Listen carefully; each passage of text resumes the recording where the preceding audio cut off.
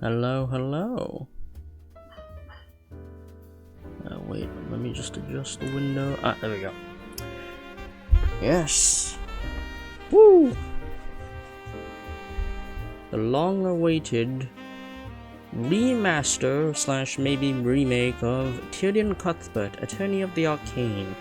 An Ace Attorney inspired game that I have played before, except it was a far older version. And just recently this year, this game had a whole overhaul in terms of design and everything, and even new story content. I think, well, at least new scenes to flesh out the lore, the setting, and the storyline itself. And not to mention there's new UI improvements and such. And it's been a while since, I played this game. And also I do feel like I've improved on my voice acting level, at least compared to back then, because I think I have improved my range of voice acting quite a bit, so I'm willing to see what have they changed so far in this game in preparations to the development of their next game, which will be the sequel to this one. It's definitely gonna be interesting. But yeah, let's get to it. Oh, okay, so just like... Okay, well, the UI is definitely improved. Looks a lot more refined and not as basic as before. And seems like you can play any episode like last time. But yeah, let's begin with case 1, the cold-hearted aristocrat. Ooh, fancy the loot.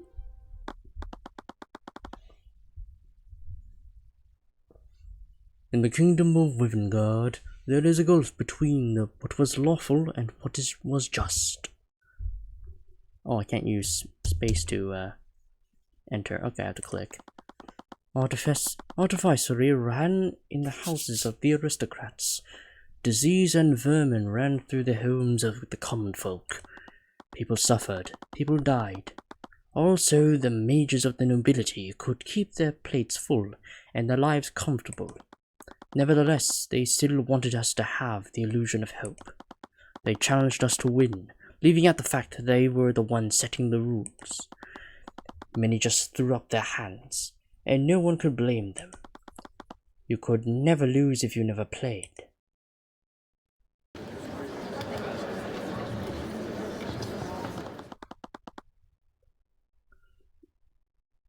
I was transporting a client in my carriage that evening. We were driving by the McCoy Tavern when we heard a disturbance. Word that something was amiss. I walked into the establishment to see what the commotion was about. That was when I saw the defendant, lit by a blue glow of the dining room lights. She had stabbed Flintheart, and her sword was shining with magical energy. Objection! Ooh! Flashy objection animation.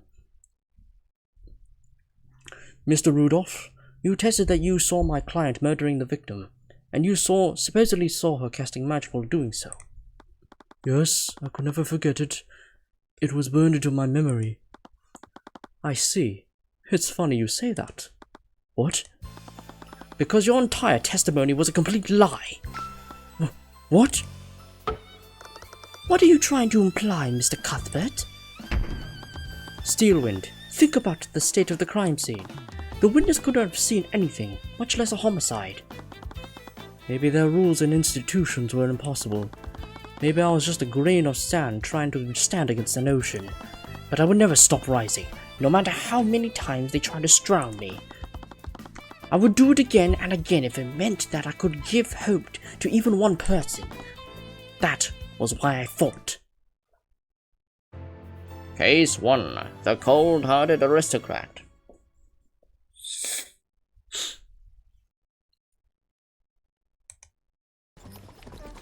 Ooh, new art. Sweat was soaking through my suit.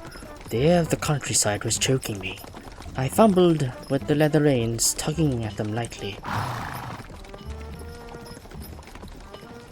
Oh right, yeah, because Tyrion can read the thoughts of animals. That was confirmed in, well, with my last playthrough of this game. Where did you idiot on a drive? Animals were funny like that. You never know it, but they were constantly making their objections known.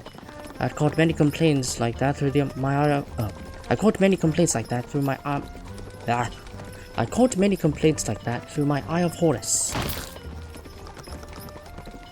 Cuthbert, keep the carriage steady. Ruby Tamara, occupation attorney, age 46. My mentor and legal guardian. She raised me after my mother was killed and taught me everything I know about being an attorney. Yes, Mr. Mora. My mentor barely looked up from her runestone. She was staring at some magical projections, probably some court files from the case she was working on. I stared longer than I should have. I just passed the legal certification exam, which only meant that a runestone of my own was coming my way. I just had to prove it myself, and this trip was the perfect opportunity. Dissidence was brewing in the countryside, and we were on our way to meet with one of the voices of the revolution. The village we were driving to was nearly at the edge of the eastern border, far from the capital city in the kingdom's center. Here, we ran a risk of running into the military forces deployed to silence voices like his.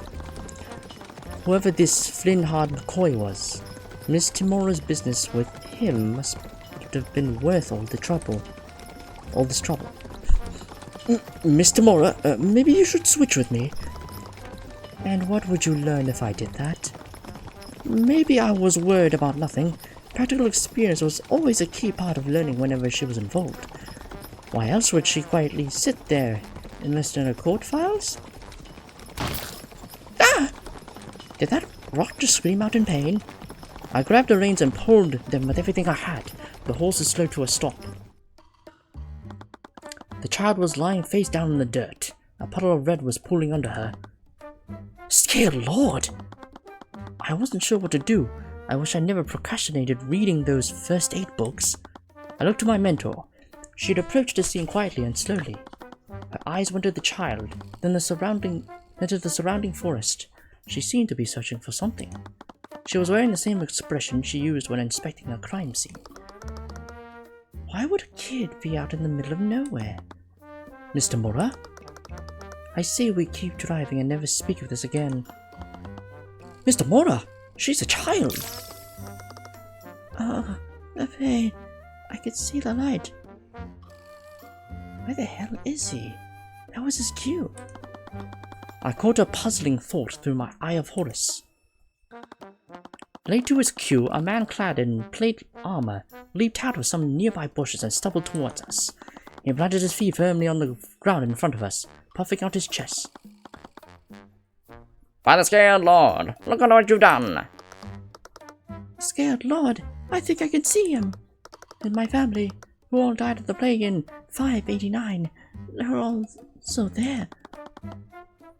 Her lines were historically accurate. Damn it, Alma, mentioning that plague is overkill. That poor child, she's dead because of you! This is a serious crime. The fine is 10, no, 20 gold pieces. Look at that carriage. They're probably aristocrats visiting House Pierce. I like the new UI. It looks so much more unique. And yeah, there's a little mood matrix there. 20 gold pieces. The average sentence for vehicular manslaughter was 2 years of imprisonment. Ah, so this is the new argument opponent, I guess, because in the previous version it used to be with like some merchant who tried to scam Tyrion out of apple juice. Out of paying like apple juice above, like way higher than the market price. I'll have no choice but to arrest you unless you can pay this fine. Oh, that's what this is.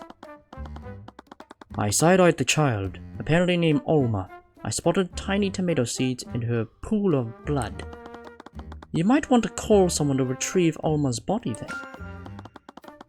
Her eyes opened, and her head whipped up to look at me. And I like the little exclamation icons that appear above the heads of the portraits. We locked eyes for a second before her head fell to the ground. I looked at my mentor again, but she just leaned her head and gestured towards the two con artists. It appeared that I was given another learning opportunity. I couldn't complain though. I didn't appreciate being treated like an easy mark. Ooh, chess pieces, argument. Arguments. You've just started an argument. Defeat your opponent by lowering their confidence. Picking the correct options will do damage to your opponent. However, picking the wrong options will do damage to your confidence. Use context and clues to determine which option to pick. Anyways, what will it be?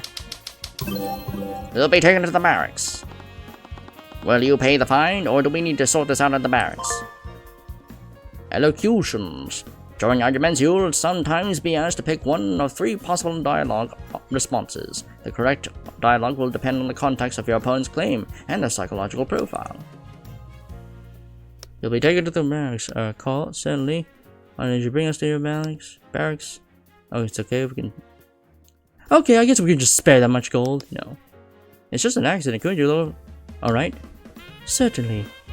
Certainly. Why don't you bring us to your barracks? Certainly. Why don't you bring us back to your barracks? What? But it is strange that you bring us to your barracks instead of the dungeons. You'll also probably want to call your unit to escort us. After all, it'd be dangerous for one knight to transport 2 criminals by himself. Shut up! I don't think you can talk your way out of this. Pay the fine for your crimes. Are you seriously gonna make me take you in? Just pay the damn fine. During arguments, you'll sometimes be asked to present pieces of evidence in response to a claim. Look at your opponent's claim carefully and present the item that contradicts it. Yep, the music. I think it's the same music as the previous version, but it's still good nonetheless. Don't fix what's not broke.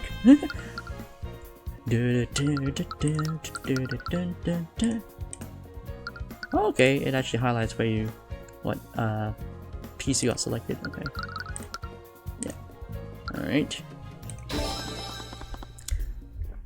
Okay, I gotta remember I can't press space to advance the dialogue. Actually wait, could I do that in my hold on. Ooh, I just noticed. Ooh. Ooh, sick art.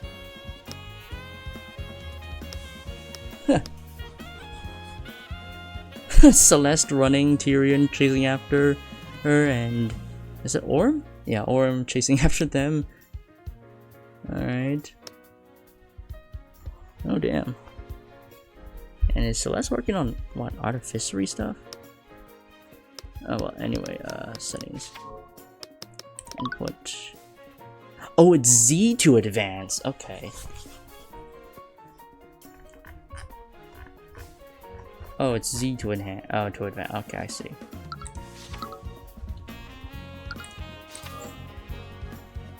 Okay, you just need to press Z. Yeah, because I don't want to use my mouse to click because I think it'd be kind of too annoying for my mouse to just be waving around like this in front of well, the screen. So, yeah, okay. Right. Except a crime like this wouldn't involve a fine at all.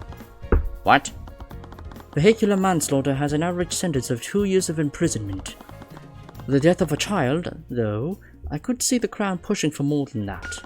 Who the hell are you? I'm a defense attorney. I could recite every one of the kingdom's laws back to you. And the sweat drops. The knight looked nervously between Tamora and me. That's it. His hand shot to the rusty sword hanging from his side. He fumbled with it for a bit before pulling it out and waving it at us. I took a step back. My mentor put herself in front of me. I'll use violence if I have to. Enough talk. Give us the gold, and I won't have to hurt either of you. He's nervous. Interpret. During arguments, your eye of Horus will show you your opponent's thoughts and emotions after they make a claim. Compare it to your opponent's thoughts to the claim to pick the correct option. Okay, yeah.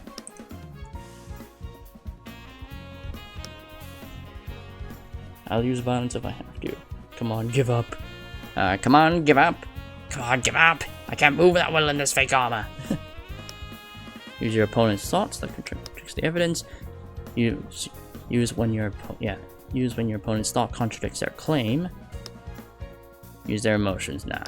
Okay, so this if it contradicts evidence, this if it contradicts what they're thinking right now, and this when it contradicts their emotional state right now. I stared at his plate armor. On a closer look, it seemed to be varnished wood, painted to give off the metallic sheen. I reached past his sword and knocked on his breastplate, I reached past his sword and knocked on his breastplate. It added a hollow thunk instead of a resonant clang. Ah. I didn't know the kingdom was cutting back. Would this even protect you in a fight? Are you threatening me? With litigation, perhaps. I have a sword. You won't use it. Look, let's just cut the charade. It's not happening. Woohoo! Alma rose from the dead and began wiping the rotten crushed tomatoes off her shirt. I'm tired of eating porridge. Sorry, I thought that stuff about the plague would help. Don't worry about it. It's still morning. Someone else will come by. The road's been empty for days. What if they're the only ones? The Kingdom of Whippingard, established 613 years ago by the 7 High Archmages, ruled by King Olivier and the mages of his nobility. They often preach that our large kingdom was a land of prosperity and happiness, a nation where its people shared the wealth and succor created by its magic. Here, a sandwich. I took out a neatly wrapped sandwich from my satchel and handed that out to Alma. What? You'll probably find this more filling than a porridge. The man narrowed his eyes, appraising me like the knight he'd been impersonating. He snatched the wrapped sandwich from me, peeling back the bread to inspect its contents. His mouth salivated as he caught a whiff of the sliced deli meat. No poison to be found, apparently. He handed it to Alma, who eagerly began munching down on it. I was probably the first. Oh wait! I keep forgetting. I'm not doing the narrator voice. I'm doing the Tyrion voice. I was probably the first person to share any wealth or succor with him in a long time. Just tell me one thing. What gave it away? What do you mean? I spent a while sanding this armor down. I had to go through 3 attempts just to get it perfectly smooth. I even mixed the paint myself. It's got the sheen and everything. How did you know it was fake? I thought to myself for a while. You clearly went for wood, madder, and well for your paint. I'm also guessing you used a touch of gold ink for the shadows. They're decent choices if you're trying to paint a shield, but they're useless if you're trying to mimic the complex nooks and edges of plate armor. He just blinked at me. Seriously? Plane doesn't tint that way. Real plate catches the ambient light in cold tones. Your mix was a little too warm.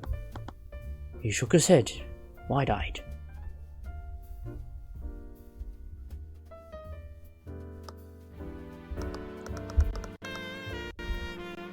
Oh, Jesus, what is happening?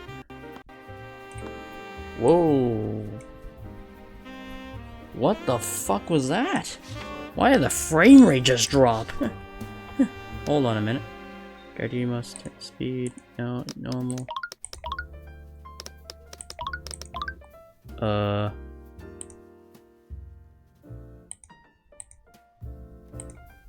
I need to turn on the VSync or something? Hold on.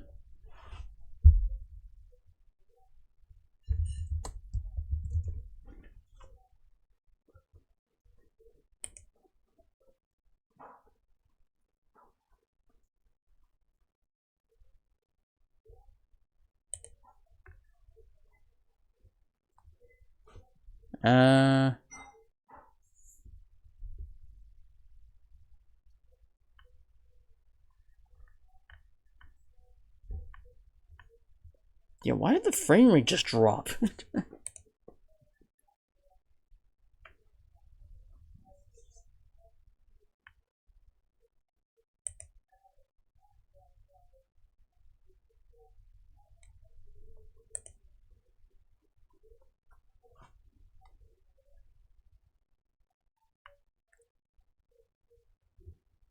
Let me try turning off VSync.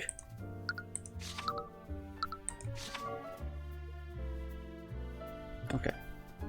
Yeah, okay, that's weird. It usually doesn't do it for these kinds of games, but yeah, the frame rate just suddenly dropped. I'm like, what the hell? Hi. Okay. That's so weird. Okay. Right. I think.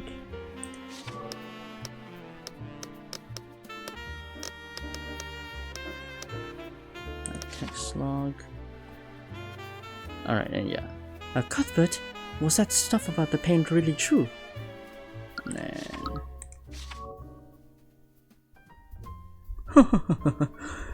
No, I just read it from his mind.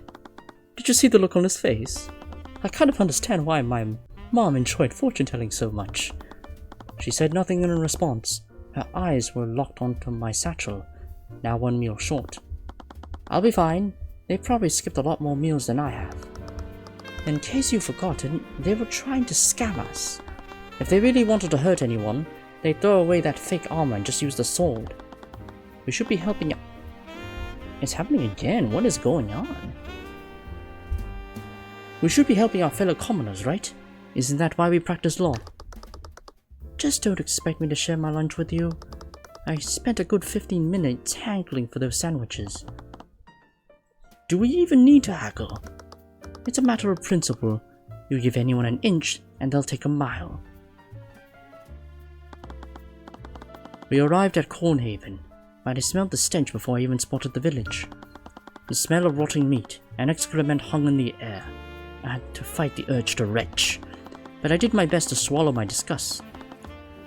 I've been begging Miss Tamora to take me on her outings for years. I couldn't show weakness now. Are you okay? I'm fine. I was just surprised. Did you expect the ruling lord to install modern plumbing in a village like this? I guess I never really thought about it. Oh my god. What is happening? Why is the frame rate dropping so much? What is happening? Why is the... I don't understand. What's going on? It's doing it again! What the hell? Hold on. Is there like a bug report or something in this game? Like... Yeah, that should not be happening for a game like this. Why is... Do I need to lower the... No, I shouldn't need to... Hold on. Okay, let's just keep going. That's weird. You'll get used to it once you've traveled more. This is just how things are in the outer regions. It really made me appreciate the clean and sanitary streets of the capital. There, the streets and homes were loaded with artificery. We had clean and running water. We had lights that didn't rely on oil and flame. It was as if this village existed in a different time period. I reprimanded myself. I wasn't above this. The people... Oh my god! What is happening? It's... Jesus Christ, what is happening to this game? I did not have this much trouble when the game was in its older version. What is going on in this game? What the fuck is happening? Why is it like that? Okay.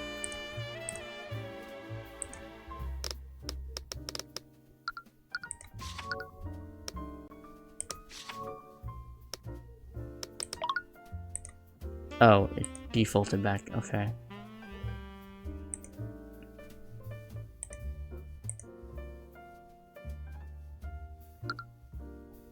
Do we just turn it back on, or... Oh my...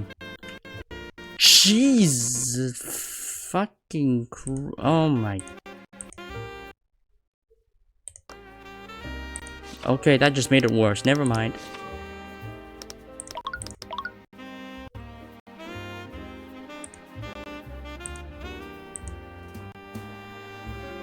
What is happening to this game? Why is it doing this? Why is it bugging the hell out?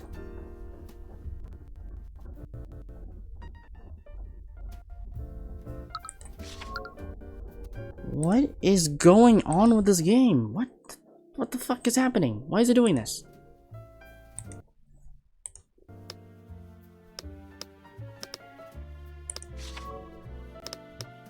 Seriously, why does it keep doing that? Is there something? Hold on. Oh, I mean, has anyone else gone through this issue before?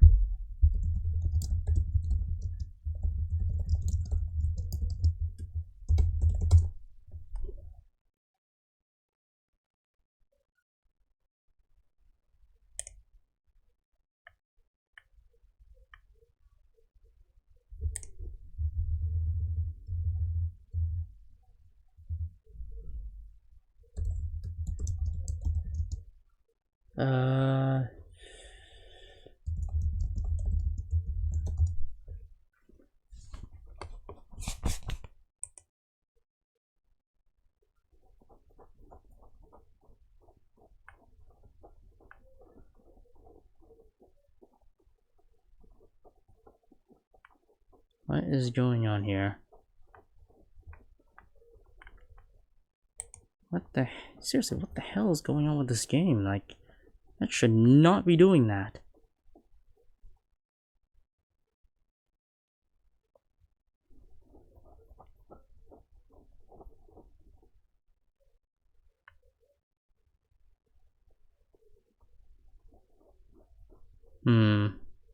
Subversion.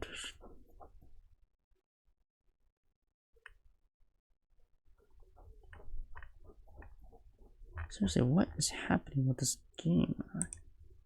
Oh,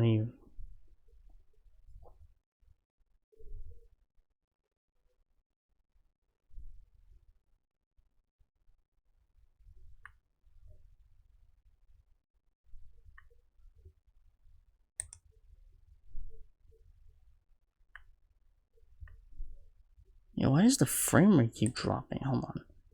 Frame rate. Okay, well, it doesn't seem like there's any problem. Okay, I don't know what the hell's happening. You take left here. Take a left here. The tavern should be at the edge of town. If the reports are right, this should be the place. This is really a meeting place for the dissidents against the crown. Flintheart had done an amazing job of disguising their hideouts as a rundown shack. The tavern's been shut down for a few years. Nowadays, Flintheart McCoy just uses it to host his rallies. Hey, you lot! The McCoy Tavern is closed. The dissident leader storms towards our carriage as we parked. He had a roughness to him that matched the state of his tavern. He was practically growling at us with every word. He got close to Mr. Morrow's face, his feet firmly planted in the ground. She was unflinching, of course, standing her ground as he leered at the two of us. I take it you're Flintheart McCoy? What's it to you? A leader of the revolutionary faction in Cornhaven and owner of the McCoy Tavern. He seems to have an extreme grudge against mages and the nobility, but that sentiment tends to be common nowadays. He is 52, unemployed. Sorry for not writing ahead of time, but my messages weren't getting through. I'm Ruby Tamora. I've been trying to get in touch with you, Flintheart. What? His eyes narrowed for a bit before whitening in recognition of the name. Wait, Ruby Tamora? Why didn't you say so? Come on in. His tone flipped to a jovial in an instant. Now it was as if he was greeting an old friend. I was surprised people out there even knew who she was. I'd have thought her infamy and had only spread in the city. I guess he acknowledged her as an ally. They both had a common enemy after all. Excuse the mess. We haven't exactly seen a lot of guests. It's fine. My mentor looked around warily as she brushed aside a spiderweb hanging in front of her. So what brings you here? I doubt someone like you has anything to see out here. One of my clients has been trying to talk to you. We have a proposition that you'll be interested in. I raised my eyebrow at her. This was the first time I heard of this client. Oh my god. This is really bad. Like, what is...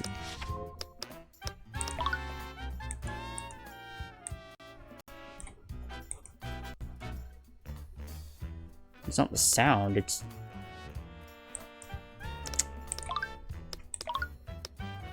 I don't understand that. What is with the frame rate drops?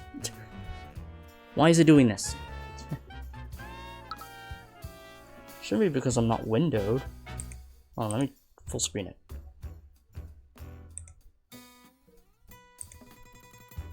No, it's not making any difference.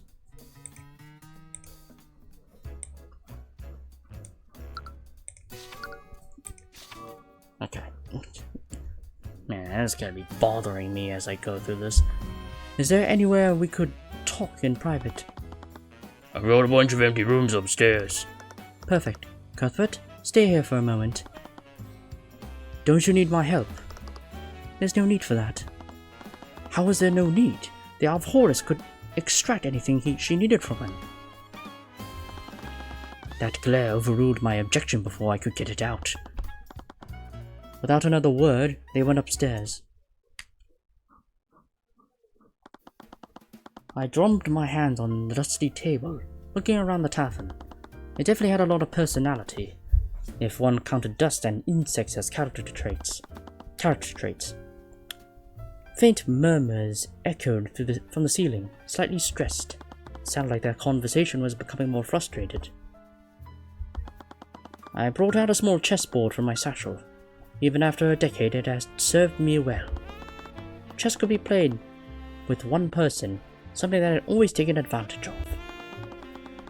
I had a match with the Duke of Commerce scheduled a few months ago. I wasn't too worried about him, but I might as well take this opportunity. Checkmate. I lost again while playing as white. That was 3 times now. Oh, hello. Statistically, white was more likely to win, so why was I performing better as black? Was I becoming overconfident as white because it had an advantage? Hello? That very advantage could be affecting my choices and making me play suboptimally. If a personal quirk was making me play like this, then I needed to identify and correct it. Hey! Ah! I nearly toppled out of my seat when she tapped me on the shoulder. She stepped back and flashed me a soft grin. Her body swayed playfully, amused by how flustered I was. Her posture was unguarded. It was as if she never felt threatened in her life. She was holding a large, exotic sword in her right hand, but I barely even noticed it. As her warm and bright aura washed over me, I pulled away any tension and unease I might have felt. Sorry, I was distracted. You know, the McCoy Tavern is closed, right? But if you're okay with keeping things off the books, I can prepare a room for you. No, that is fine. I was just waiting for my mentor to finish speaking with Flintheart. Oh, someone's talking to my dad? Your dad? I'm Flintheart's daughter, Celeste. Celeste McCoy. Occupation, mercenary, age 19. The only daughter of the Flintheart McCoy. She's cheerful and sweet. And also a little intimidating. Encoding overload. What the hell?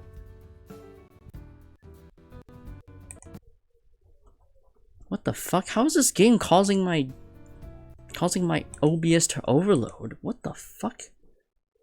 Yeah, it's not just me, it's the game. What the hell? What is...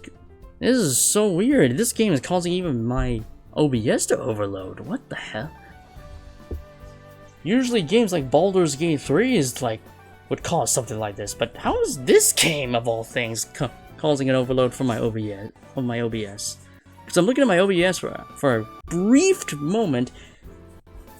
Yeah, my CPU, its CPU usage just spiked. Like, what the hell?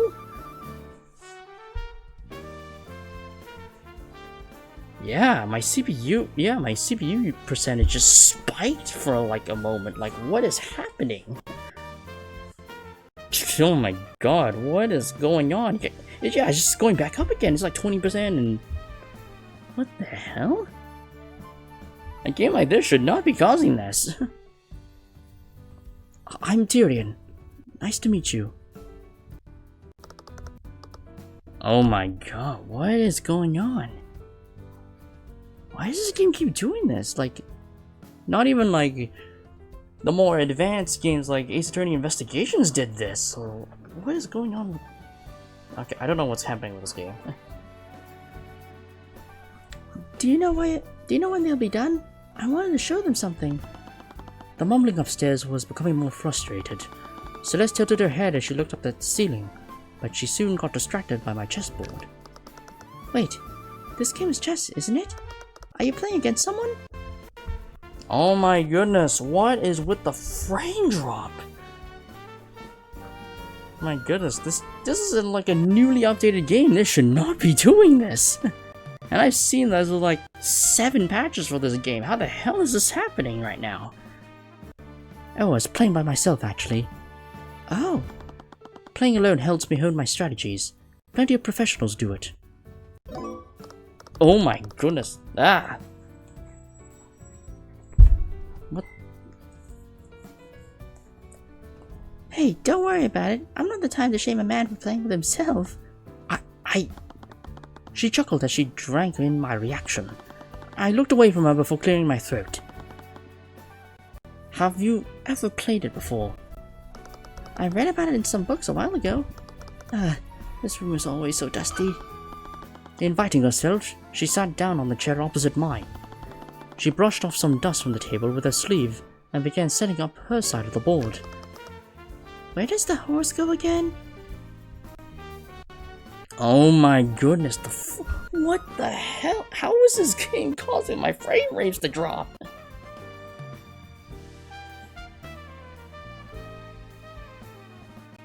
Oh my goodness. Okay, it's going back. Okay, the CPU is just going back down again. Like, I don't know what the hell's going on. Checkmate. It took only 2 moves. She'd fallen into a classic trap. I felt a... Oh my goodness, again?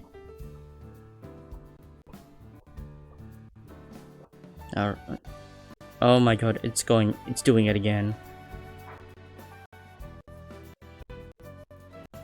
Oh my god. Yeah, it keeps going up. What the hell? Oh my goodness, it's doing... Hold on.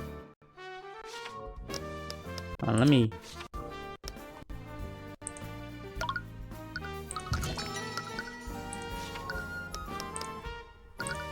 Let me close the application and run it again.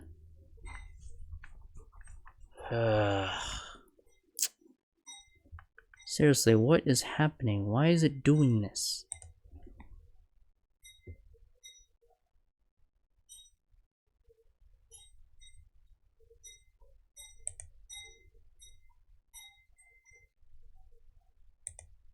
Is there like a guide to running this shit properly? Like, what is happening? Oh dear.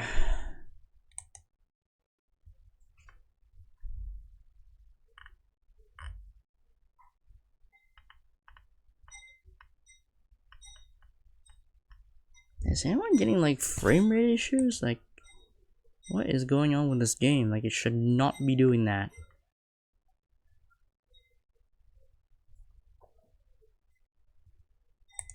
I don't know what's happening. Like, it should not be doing this.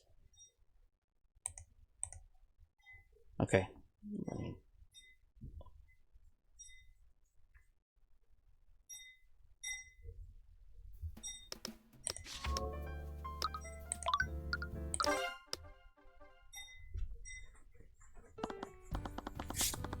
Okay. I felt a little guilty, but my mentor always said that failure was the best teacher. Wait, what? Already? How did you do that? I decided against telling her the name of that mate. She grumbled under her breath as we both moved our pieces back into place.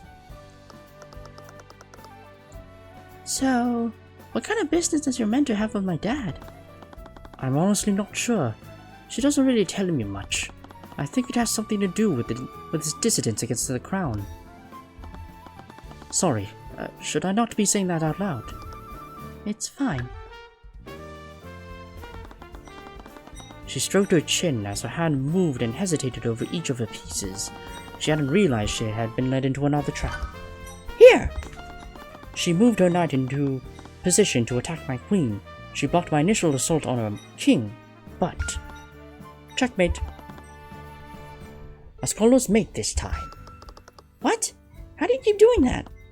The more you play, the more you'll be able to recognize specific boards. You'll get the hang of it in time. She glared at the board. I glanced at the ceiling. Miss Tamora and Flintheart's argument was only getting worse. It didn't sound like they would be done any time soon. I figured out what the problem is. Is it that you keep mobilizing your pieces without intention? It's food, Tyrion. I need food. She stood up and stomped towards the kitchen, but not before spinning around back to me. We're not done. Don't you dare leave. A few minutes later, she returned carrying a gigantic slab of cooked meat on a small plate. I stared at it for a while, wondering if she was planning to eat all of that in one sitting. She began sitting up her side of the board with one hand, while holding a fork and knife in the other. She was somehow twirling both utensils in her right hand to switch between them. She delicately carved a small bit of meat with a knife before spinning to a fork to bring it to her mouth. She tilted her head at me and swallowed the bite whole. Hey, it's your move. Right. For someone who had never played before, she was quickly improving with each game. It took me a while before I even noticed, but she was adapting to my strategies and trying to use them against me. She caught me unaware a few times. At the rate she was learning, she could easily surpass a nationally ranked noble with enough practice. Checkmate. But I've been playing this game for far longer than she had, and I was ranked far above the average noble. She just narrowed her eyes at me. How are you always one step ahead of me? It's like you're reading my mind. I could, but I never allowed myself to when playing. I'll get you this time. She began placing the pieces back in place when my stomach groaned loudly. Celeste blinked at me, startled for a moment, then she giggled. Excuse me. Have you eaten anything? No. Oh. She looked around for a moment before her eyes went to her slab of mystery meat. Do you want some of this? We have a lot. No, I couldn't possibly. My stomach reprimanded me with another loud rumble. Against my protest, she spun the knife in her hand and carved a bite of meat. She started to playfully wave the fork in front of my face expectantly. Man, this would be a really nice scene if it weren't for the bloody frame drops. Like, what is going on with this game? Oh my god. Do you have another fork? Come on, don't be like that. I wanted to object, but I was too hungry to argue. Oh my goodness. My encoder is overloading for some reason, like, because of this game. Like, what is happening?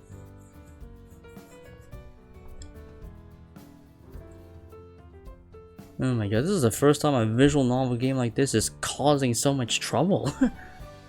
Oh my goodness. I just bit down on the fork.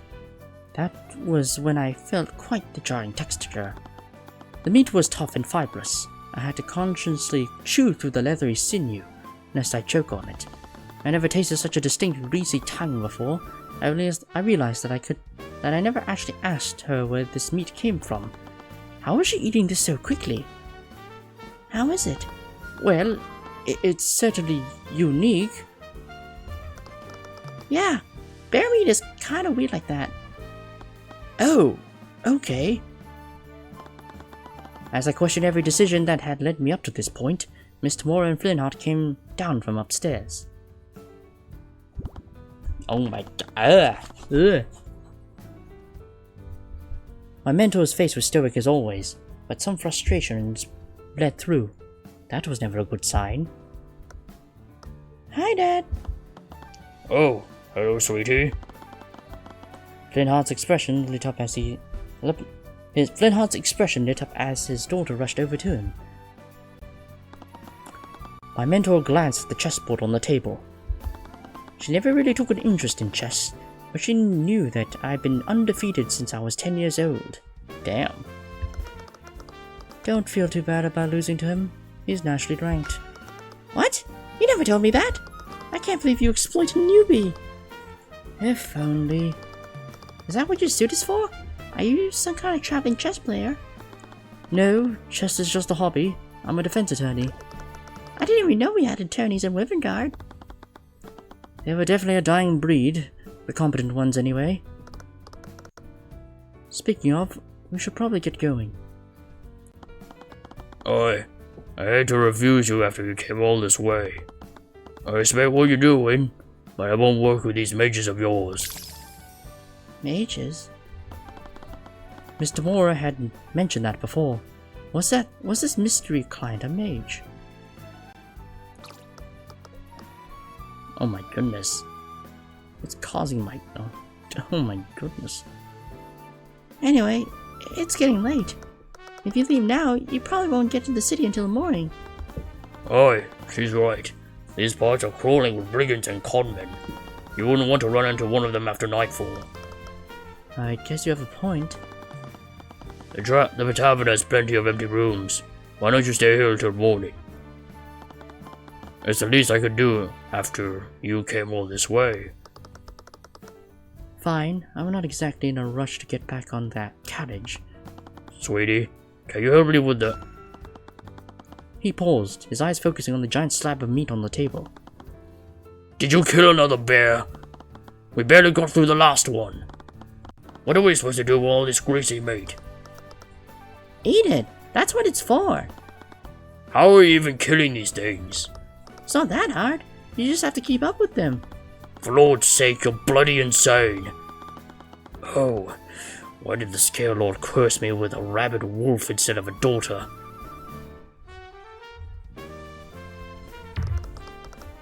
This rabid wolf is keeping your family fed. Do you know how many commoners in Rivercard are starving? Oh my god, it's just spiking. This game should not be chewing out my CPU like that. Like, what the fuck is happening? Okay. Even when streaming, this game should not be like this. Like, I'm on a gaming laptop, and this game is already chewing out its CPU. Like, what? A visual novel program like this should not be doing that. Don't talk to me like I'm the child. The two continued their bickering as they went up the staircase. Yeah, Celeste is just built different. She can just take down bears like it's no problem.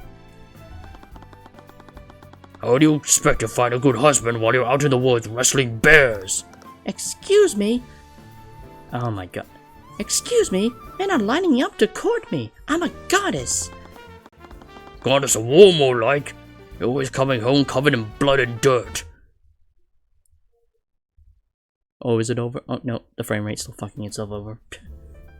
Nope, the frame rate is still fucking itself over. Yes, my CPU is just spiking to 20% and then going back down to 4. I was like, oh my goodness. So, your talk with Flintheart didn't go well? Why can't he understand that all of this is bigger than him and his vendetta? I still have one last thing we could use. Cuthbert? Celeste skipped back downstairs, pausing upon seeing the air between my mentor and me. Oh, we're done with your rooms. You can head upstairs if you want to rest up. Right. Thank you, Celeste. Silence followed us up the stairs until we arrived at our rooms. Mr. Mora's hand gripped the handle of the door, but she had never turned it. I'm sorry. I never expected our discussion to go for that long. It's fine. I understand. I saw you playing chess with Flintheart's daughter earlier. Was everything okay? What do you mean? You're kind of a sore winner when you play. Only when my opponent's a noble. She caught on quickly. She was ridiculously good for a beginner. Playing against her was nice. Well, I suppose you are at that age. No, that's not what I meant. I don't really get to play against other players outside of tournaments. And you only ever want to play shogi against me. Because shogi is clearly superior. It's complete anarchy, is what it is. Jeez, what is going on with this game? Like, I've already fiddled enough with the settings, so I don't know why it's causing all these random frame rate drops. You just bring fallen pieces back to life like some kind of necromancer. It adds depth. Dropping adds a dimension of play that isn't present in chess. We both glared at each other silently, but all of the tension from before had left. After a few moments, we just both burst out laughing. You already have grown out, haven't you? You must... Oh my god. Okay. You must have only been 10 when you suddenly showed up at my house.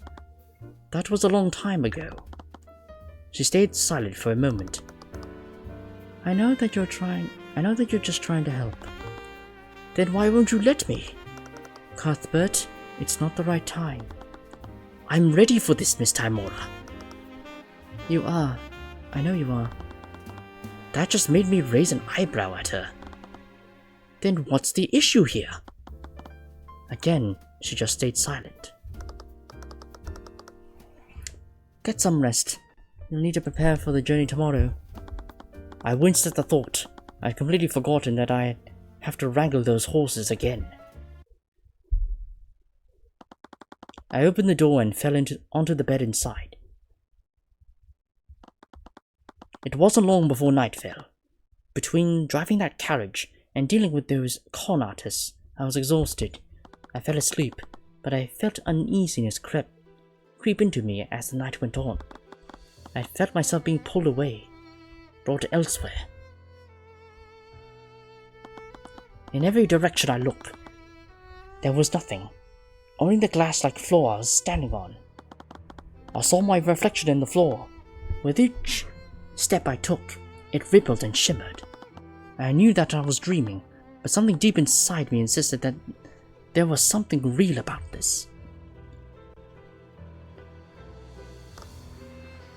Ooh, little wavy effects. Found. Whispers echoed through the realm. I spotted the small dark silhouette of a person in the distance. She was silently staring at me and murmuring something under her breath. Finally found. She repeated the same phrase, almost like a chant. She looked practically giddy in anticipation of something. I finally found you, Heavensborn! I woke up at the sound of shouting from downstairs. I clutched at my chest. My heart was racing, and I was drenched in sweat. That was just a nightmare. I tried to convince myself of that. I shook my head. Something else was happening downstairs. Those voices sounded like Celeste and Flintheart's, and they were only getting louder. Please, just let me explain. Oh my god, the frame rate. I don't want to hear it. They weren't bickering. They definitely weren't bickering about the bear meat this time. I want you to get out of my house. Oh wait, I want you out of my house. Get out! After that, there was only silence, followed by someone storming out of the tavern. The front door of the tavern slammed shut, the entire structure swaying from the force. I lay there silent. What could they be arguing about this late at night? It really wasn't any of my business. Hi, Dad! Oh, Hello, sweetie. Flintheart's expression lit up as his daughter rushed over to him.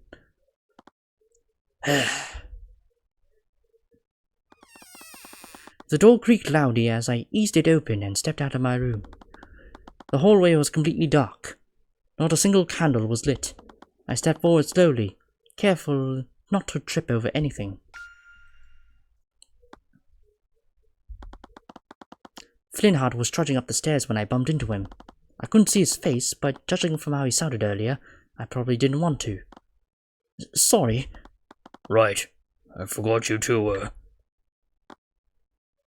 His voice trailed off. Is everything okay? Sorry, I'm just going to... I slid past Flintheart as I went down the stairs. He barely even noticed. I made my way to the dining room. There weren't any lights in the streets. It was nearly pitch black. Hello? No answer. I looked at the entrance to the tavern. The door was hanging open. The wooden frame was cracked. Damn, she slammed the door that hard. I walked through the village streets, but there weren't any lights on. I regretted not taking a lantern on my way out. I heard a squelch as I accidentally stepped on something that was disgustingly soft. I tried my best to ignore it. Celeste? Celeste? Where are you? A groan echoed from one of the nearby shacks. A lantern flickered to life from behind the wooden door. An older man stepped out, squinting against the darkness of the night. You got any idea what time it is? He eyed me up and down, taking notice of how I was dressed. This ain't the city, boy. We like our peace and quiet after sundown. Right. Sorry. I was just looking for Celeste. Who? Celeste McCoy. She's Flintheart's daughter. Something in his expression shifted. Irritation turned to a complete contempt. Do you know her?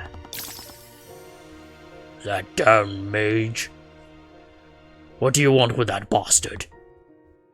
What? Those two probably woke up half the town with their yelling.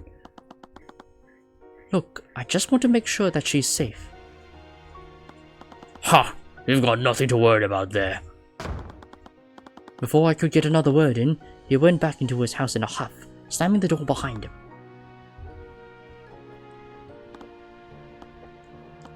I just took a breath and continued searching.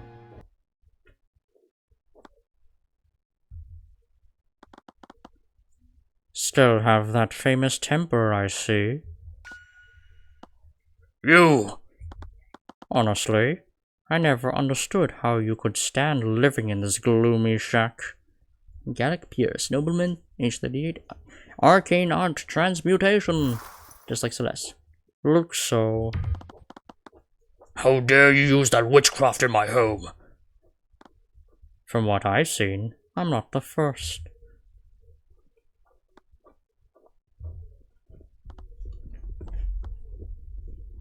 You've really been stirring the pot. The Four Pillars don't care what they've been hearing from your rallies. Is that right? I'll be sure to bring that up in the next morning. For Lord's sake, have some sense, Flintheart. At this rate, you're going to bring loose your steel wind down on all of us. You may not value your life, but I will not become another one of his casualties. So you came all this way to convince me to stop? End this foolishness now, and no harm will come to you or your family. You have my word. Ha! Your word is as good as the dirt you lick off the king's boots. You're a killer, as if I ever trust you. Flintheart, please. As someone who once thought of you as a friend, I'm going to ask you once. Friend? Friend? I'll be dead on the ground before I ever call the likes of you a friend. Get out of my house. I don't have any time for you.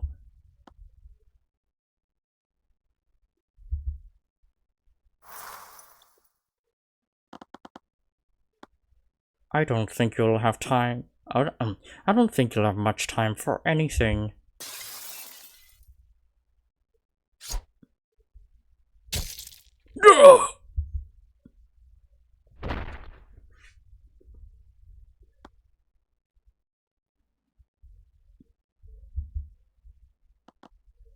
Damn it all! You stubborn fool! Why couldn't you just have just listen to me? Rudolph? Yes, sir? By the scared lord! What did you... You killed him! Alert the Inquisition. Tell them that you saw his daughter fleeing the scene. I'm sure their neighbors heard them yelling at each other. Understood, sir. Understood, sir. What am I going to do? Oh! A few hours had already passed, but I finally found her sitting under an old oak tree. She looked just as tired as I was, probably even more so. Her eyes were wet and red, but she quickly wiped them with her sleeve as she stood up to meet me. I've been looking for you. Oh, did we wake you up? I just wanted to make sure you were okay. It's nothing.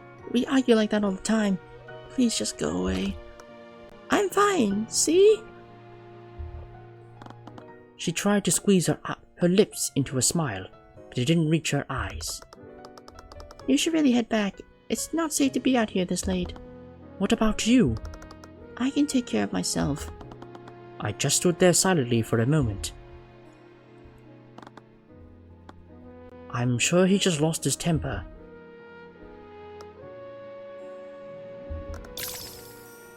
Mind your own business. You don't know that. Sorry.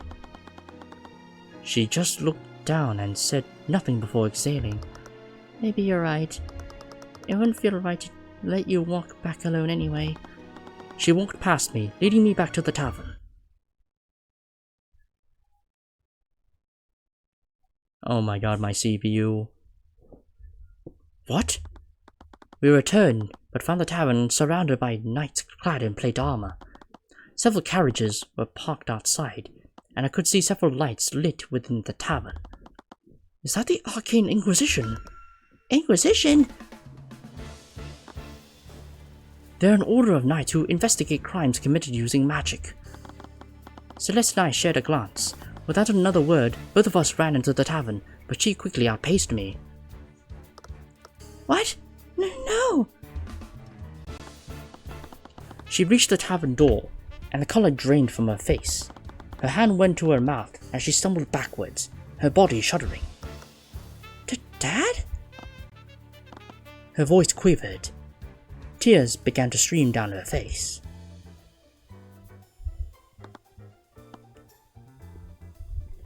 Yeah. What voice? I'll go with the, yeah, I'll go with that voice. There you are. As Celeste stood there, frozen, a knight stepped between her and the tavern entrance. Celeste McCoy, by the authority of the Wivengard Crown, I'm placing you under arrest. The knight tried to grab her arm, and it was something flipped in, and it was like something flipped inside of her. She slammed her palm into the knight's chest, his plate armor reverberating as he was launched several feet backwards. God damn, she's just built different. 3 other knights rushed forward. They tried to grab her and pin her to the ground. She let out a guttural scream against them, almost sounded like a feral animal. It looked like they were taking all of their strength to keep her pinned down. It was like she was a completely different person. I stood there stunned before shaking myself out of it. What are you doing to her? Let her go! Tyrion? Thank the scared lord, Miss Timora was safe. I knew I recognized him from somewhere. Stay out of our way, or we'll lock you two up right next to her. He left in a huff, following after the other knights as they slowly dragged Celeste away. Oh my god, it just keeps... What is going on with this game? It just keeps... it keeps just sapping away at my CPU like it's Baldur's Gate 3, like what the fuck? Miss Tamora, what's going on? Why is the Arcane Inquisition here? I'm not sure, but Flintheart is dead. What? Would you like to save your progress? Yes, please.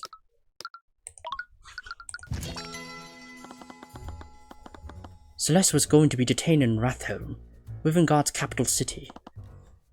She was apparently the prime suspect in Flintheart's murder. Her case would be pushed to trial within the day. Supposedly, they discovered traces of magic at the crime scene. That honestly just raised even more questions.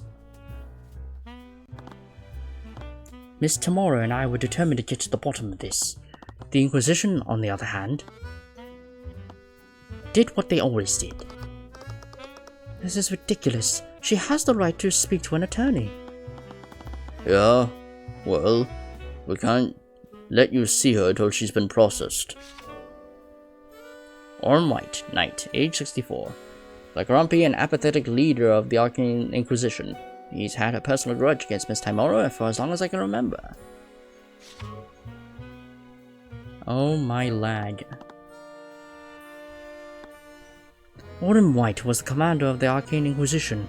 Miss Tamora had supposedly run into him many times. He always looked like the textbook definition of someone who was too old for this. I didn't usually accompany Miss Tamora to her crime scenes, but the few times I had, he was always there to run interference. He always looked like he cared more about making trouble for us than actually doing his job. The Inquisition was deep in the nobility's pockets. I'd always assumed they were paying him to sabotage us. Don't give me that! There's no way you haven't processed her with the trial this close. Yeah, well, unless you can prove it, I don't need to do anything. Oh. What's with all this noise? The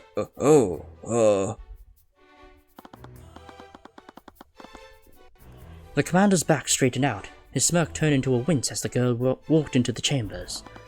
Whoever she was, she must have been younger than me. Despite that, her voice carried the weight of her authority, something which Orm clearly relented to. Her aura was as cold and rigid as stone. Her disposition was probably equally so. Celeste McCoy has the right to counsel, and I know who you are, Ruby Tamora.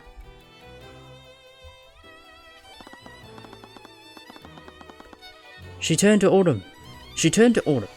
She was almost half his size, but he was practically flinching at her every word. Well, the girl hasn't been processed yet. She just let out an irritated sigh as she waved him away. Let him through. What? But... Let them through before I throw you into the cell next to hers. Yes, lady. I mean, Miss Steelwind. Steelwind? Arya Steelwind, prosecutor, age 18. 2 years younger than Tyrion, holy shit. A prosecutor from the nobility who hails from the House Steelwind, one of the 4-pillar families in Wivengard. She is the daughter of the Grand General Lucio Steelwind, leader of Wivengard's military. It's hard to read her motivations, even with the Eye of Horus.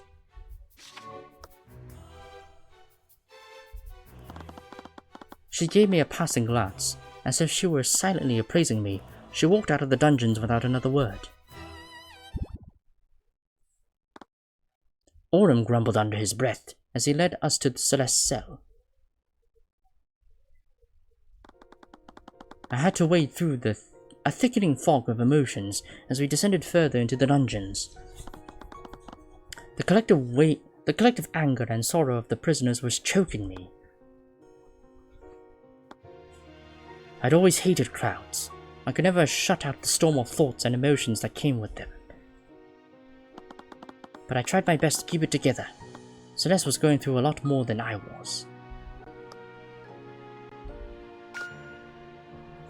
Oh! Celeste was curled up on the cold floor, arms wrapped around her knees. When she saw us, she scrambled to her feet. What are you doing here? We know about what happened to your father. I'm so sorry, Celeste. I still can't believe it. Thanks.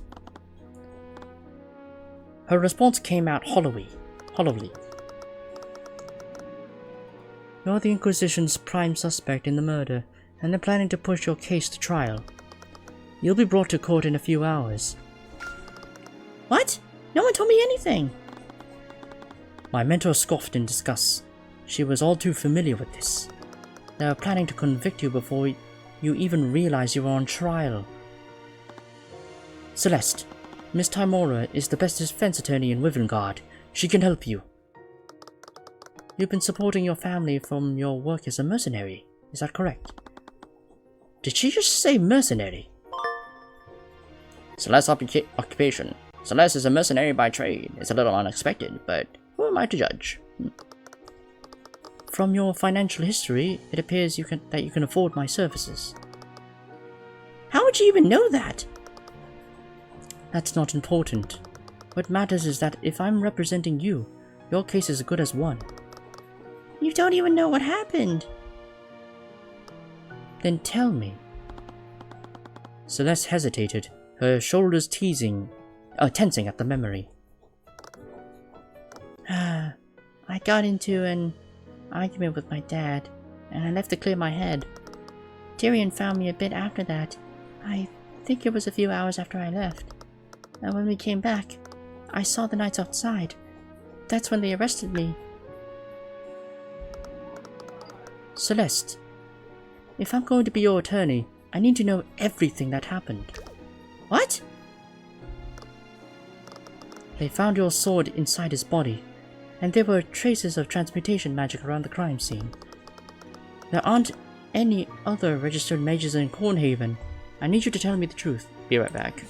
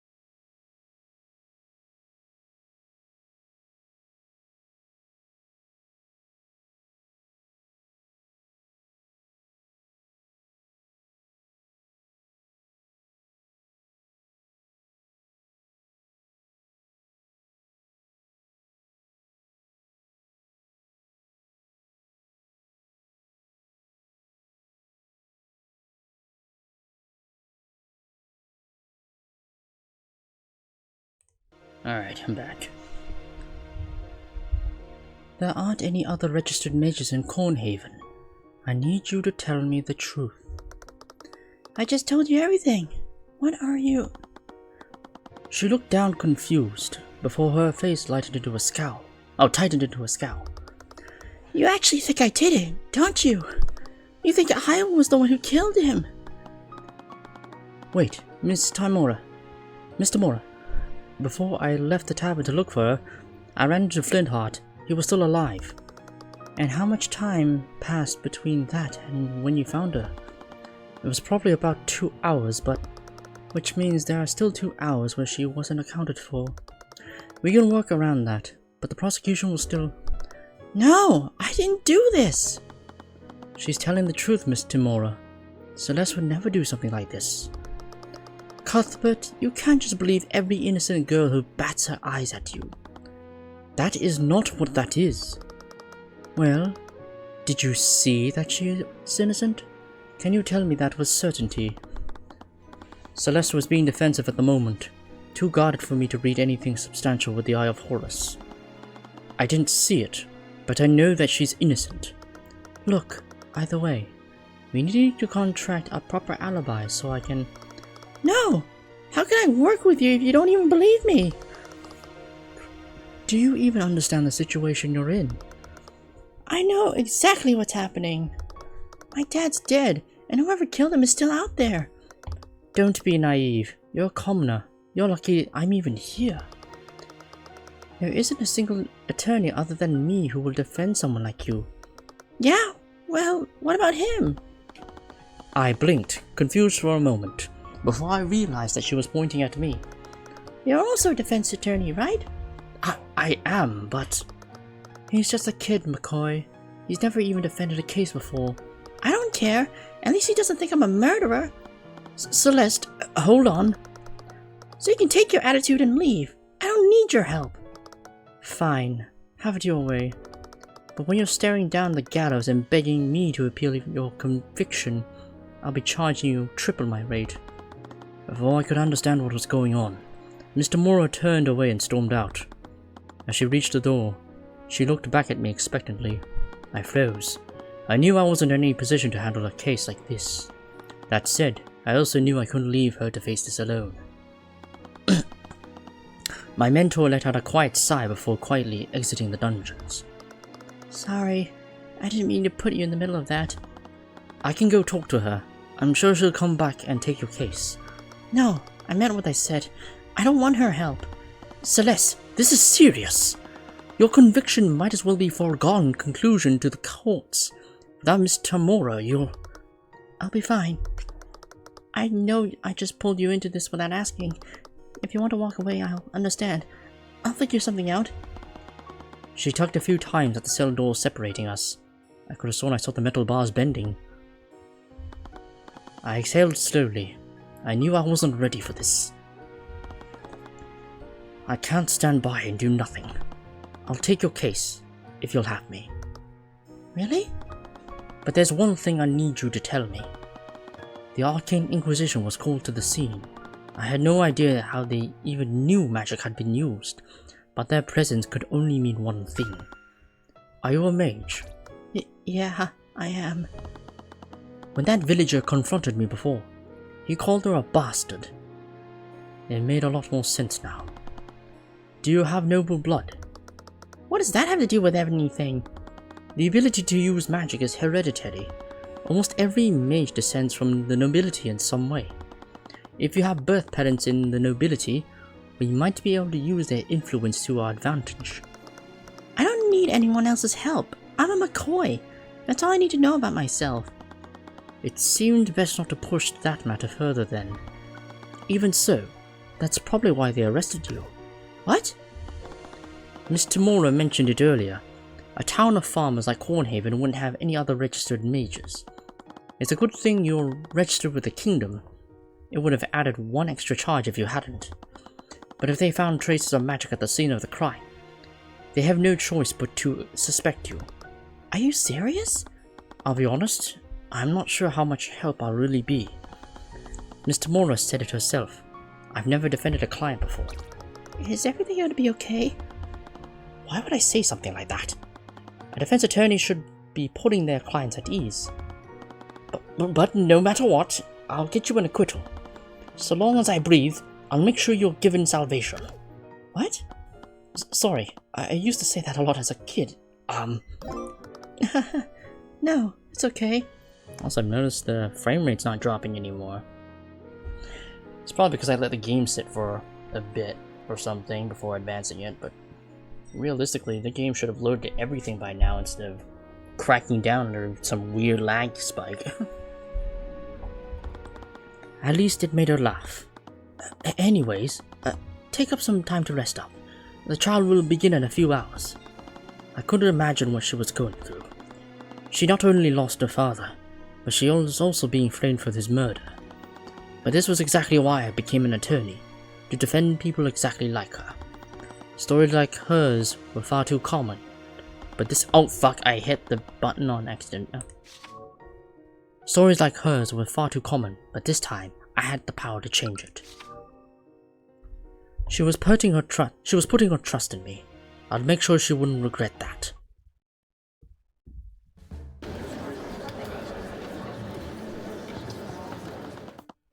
It still hadn't sunk yet. I was standing in a real courtroom.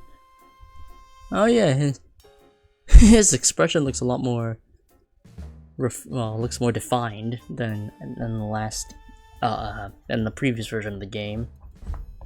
Yeah, they definitely refined their animations and artwork. I'd only ever acted as Mr. Morris' assistant. I was front and center at the defense table. Are you okay? Yes, of course. Maybe if I kept saying that, it would end up being true. That woman from the dungeons was also here. She must have been the prosecutor for Celeste's trial. No wonder she was able to order around the commander like that. I could feel her piercing glare burrowing into me. Why was she looking at me like that? Was she trying to intimidate me? Because it was definitely working. Oh, even the judge got a line. He's like, oh nah. Okay, in that case, I don't think I'll be giving him a deep voice. I won't be giving him the usual judge voice. I guess. Court is now in session for the trial of Celeste McCoy. The prosecution is ready, Your Honor. The defense is also ready, Your Honor. Very well, Prosecutor Steelwind. Could you please list the charges? The defendant is Celeste McCoy, a mercenary by trade and a registered mage. She is charged with a second-degree murder and negligent misuse of the arcane arts. The crime occurred within the McCoy Tavern, a local inn that was shut down years ago. Those who lived nearby reported hearing a loud argument coming from within the building around 1 a.m. At 1:08 a.m., a carriage driver entered the tavern to investigate the disturbance. It was there that he found the victim, the defendant's sword impaled within his body. The Inquisition has provided an autopsy report and documentation for the sword. Ooh, okay.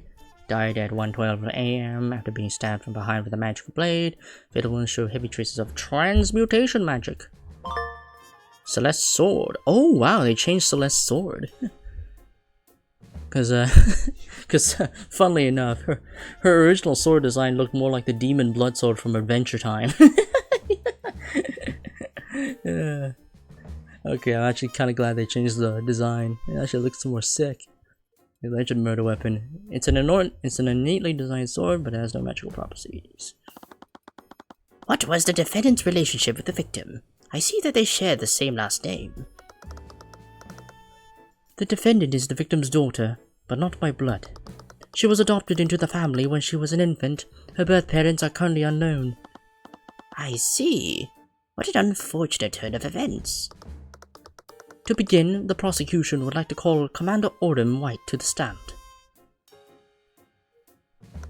Witness, please state your name and occupation for the court. Witness, name and occupation. Name's Odom White. I'm the commander of the Arcane Inquisition. Commander, please testify about the details of the Inquisition's investigation. Yeah.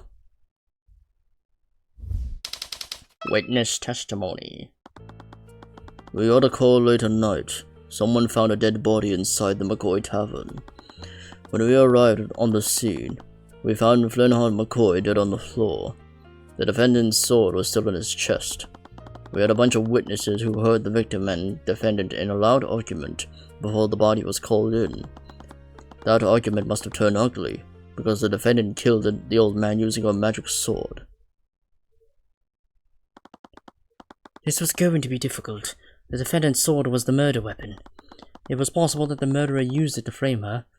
That must have meant the crime was premeditated. Mr. Cuthbert, you may begin your cross-examination. Oh wow, they actually changed his nervous look on his face. Yeah, because I do vividly remember his previous surprised expression on his face. Looks more animated now too.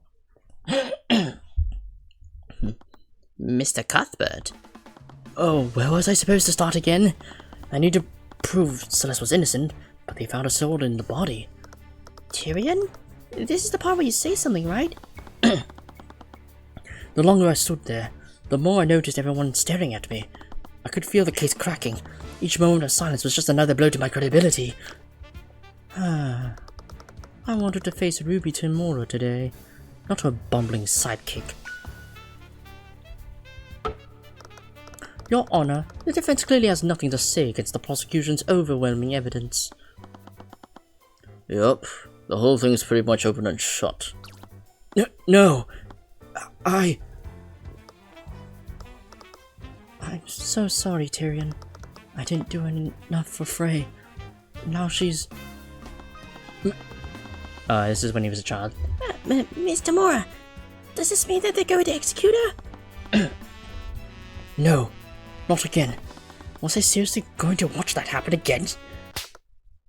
Tyrion! Ooh, slapping sound effect. Her palm cracked across my face. I stumbled back and almost fell over. She had every right to be angry, but that wasn't what I saw on her face. I'm sorry, Celeste, Stop. Just listen to me. You trained for this, right? You know what to do. I've never done this before. She cursed under her breath. She searched her mind for an answer. Then just treat it like you have something that you have done before. I don't know, you're good at chess, right? So just treat the whole thing like you're playing chess. What? I don't know. Yesterday you were calm and you were focused. So just channel that feeling. Look at the pieces on the board or something like that. He made a lot of statements. Every statement that he made, every word that came out of his mouth, they were all just pieces on the board. A match wasn't won from the first move. It came from developing the pieces I had and taking every advantage that presented itself. I apologize, Your Honor. The defense is ready to begin the cross-examination. Seeing as this is your first trial, Mr. Cuthbert, I'll overlook it this one time. There we go. Thank the gods. That actually worked. So happy and also nervous. I needed to carefully examine every statement he made, line by line. The key to every cross-examination was identifying which statement contradicted the evidence in my notes. Once I did that, I needed to present the contradicting evidence. Cross-examination! Woohoo! Cross-examinations. You started cross-examining a witness. The key to each cross-examination is to determine which part of the witness's testimony contradicts any of the items in your notes. Use the arrows to carefully examine each statement in the witness's testimony, identifying the contradicting statement and present the item that contradicts it.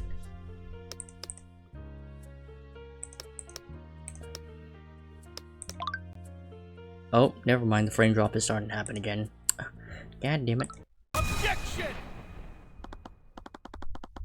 Commander White, Are you sure that the victim was killed using the defendant's sword?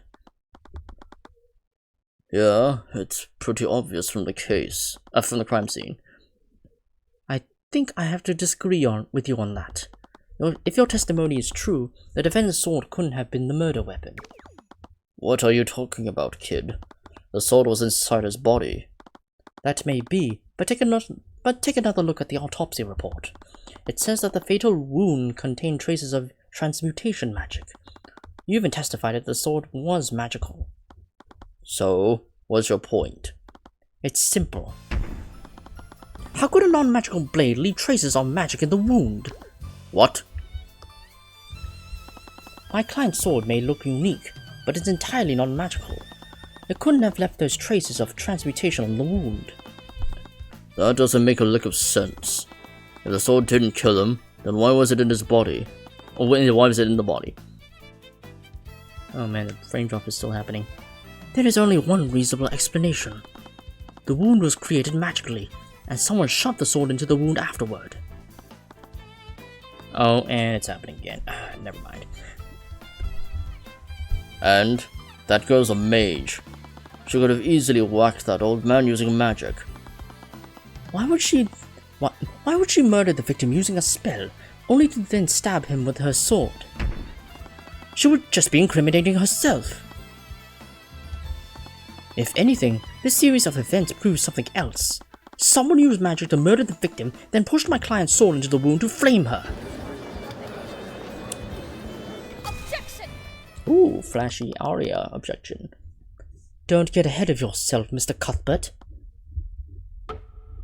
Your Honor, the defense is suggesting that another person used the sword to flame the defendant, but the defendant clearly cast a spell on the sword at the time of the murder. She cast a spell? Commander, testify as to how magic was used during the murder. What? Alright. I see where you're going with this.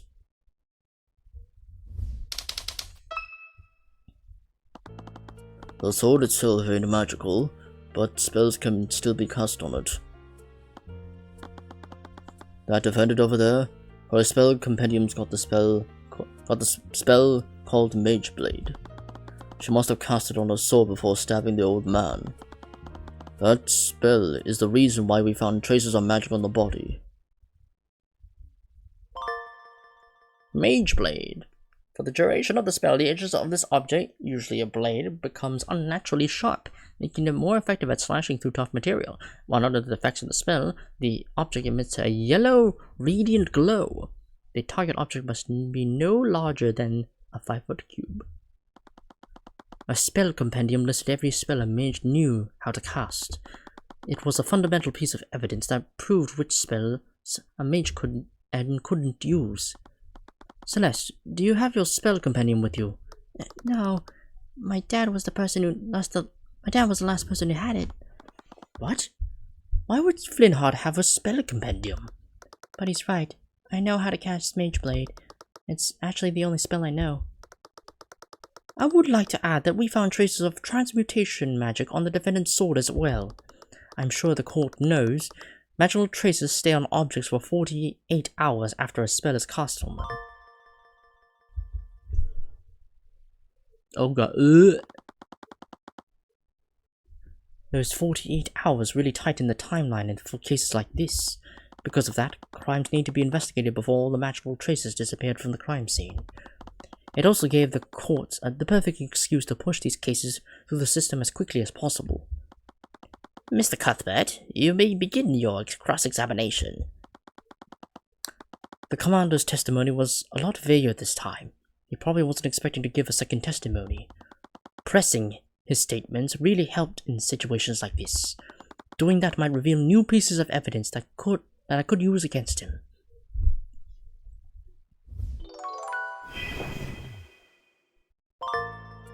Pressing statements. Sometimes the contradicting statement isn't always apparent within the witness's testimony. You can press statements using a cross-examination to gain more information about that specific statement. Pressing can sometimes reveal new statements or evidence you can use.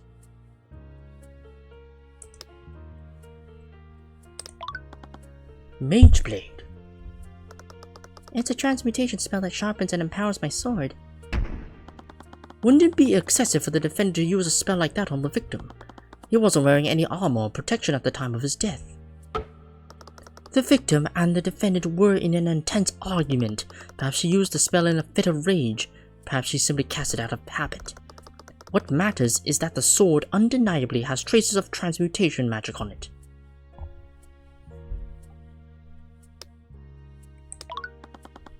Why would she go through the trouble of doing that? Her sword alone would have been enough to murder a defenseless person. Mages are always looking for an excuse to throw their power around. There's no rhyme or reason to it. Isn't that just your own personal bias, Commander? We don't need to understand why the defendant did what she did.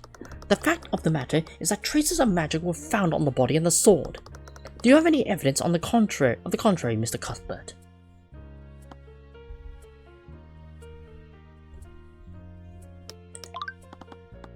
About that, spells only leave magical traces on the object they target, and those traces are only detectable for 48 hours.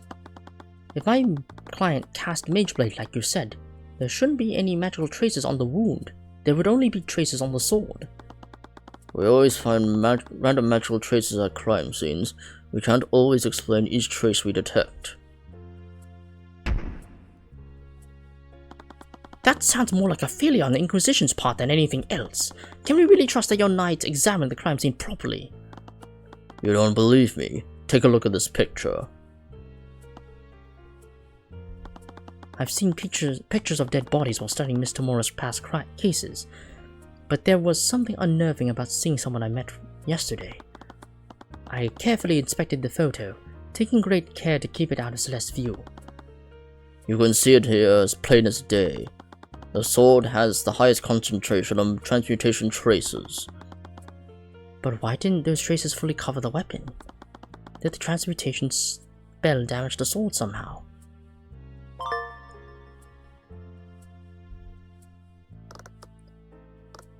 Why was this picture not brought to my attention, Autumn? What would be the point of that? This entire case is open and shut. The prosecutor seems unnerved by something.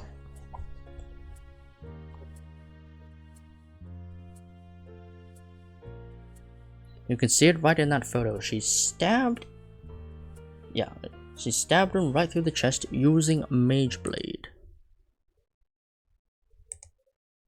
Okay, hold on a minute. Just checking my frame rate.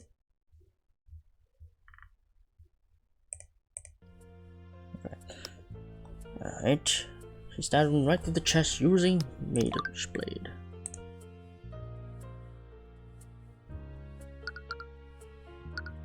Oh my fucking god. Objection! I'm sorry, Commander White, but you've shown us an even more glaring contradiction. I press space instead of Z. Oh yeah? In your testimony, you said that my client stabbed the victim right through the chest. You can see it right there in the picture. So what's your contradiction? That's exactly the problem, Commander. The picture undeniably shows that my client's sword impaled the victim from the front, but if that's really true, why does the autopsy report say he died from being stabbed in his back? What? Autumn, you were supposed to submit everything you had to me. Why did you withhold this photo? There was no point. She's a mage. It couldn't have been anyone else. Murmurs rippled through the gallery. Even the judge shifted uncomfortably in his seat. Our justice system may have been corrupt, but they never get away with such a blatant error. Order! Order in the court! Mr. Cuthbert, what is the meaning of this? Your Honor, this photo clearly shows my client's sword impaling him from the front. Which means there's only one way for the autopsy to be true. The sword would have needed to be inserted into the wound after the victim had died. That's crazy. Then why don't you enlighten me, Commander White? Do you think my client impaled the victim hilt first with her sword? Aye. Or do you think she stabbed him through the chest, removed it, and then placed the sword in the body to flame herself? Well, that's... No. What happened here is obvious. The real murderer stuck the sword through the victim's wound to implicate my client, but they made a careless mistake and stuck the sword through the opposite side. You're actually pretty good at this. Objection! It appears I underestimated you, but you've still gotten ahead of yourself. Is that so, Miss Steelwind? Let me ask the defense one question, Mr. Cuthbert. If your client didn't kill Flintheart McCoy, then who did? How should I know? If I'm not mistaken, it's the commander's job to figure that out. Oh, I'm well aware of the commander's incompetence, but only one fact still stands. There were magical traces on the wound and the sword. Would you tell me how many mages live in that small town? I didn't like where she was going with this. Only one! The defendant is the only registered mage who lives in Cornhaven. Right.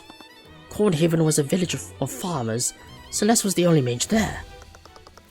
The defendant was also established to have been with the victim minutes before his time of death.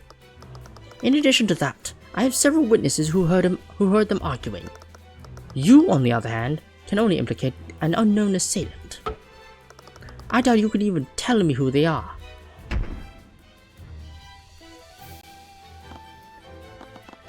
Even so, it's clear that the prosecution can't reliably prove how the victim was murdered.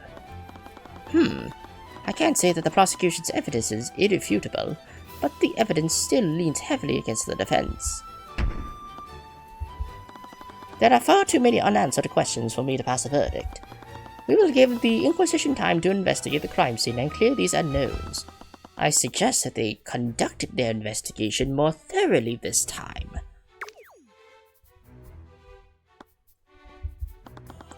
We will resume the trial tomorrow morning. Court is adjourned.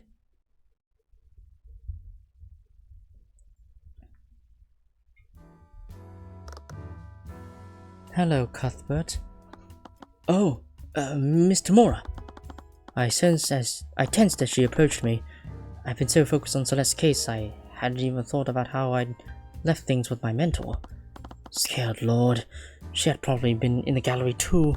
She must have seen how I froze up during the first cross-examination. Your job is to put your client at ease, not the other way around. Sorry. I'm sure she was just snapping you out of it, but everyone saw her become violent with you. That's not exactly helpful if you want to prove she's not a violent murderer. Make no mistake, the prosecution will use that to their advantage. What's wrong with you? He did fine.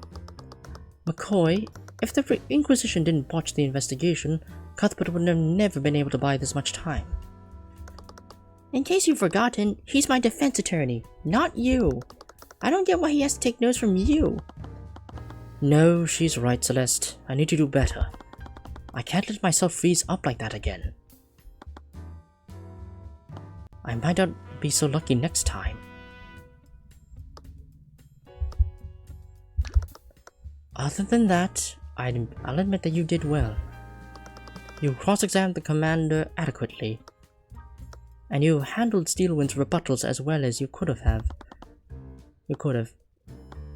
I remember how Prosecutor Steelwind was glaring at me at the start of the trial.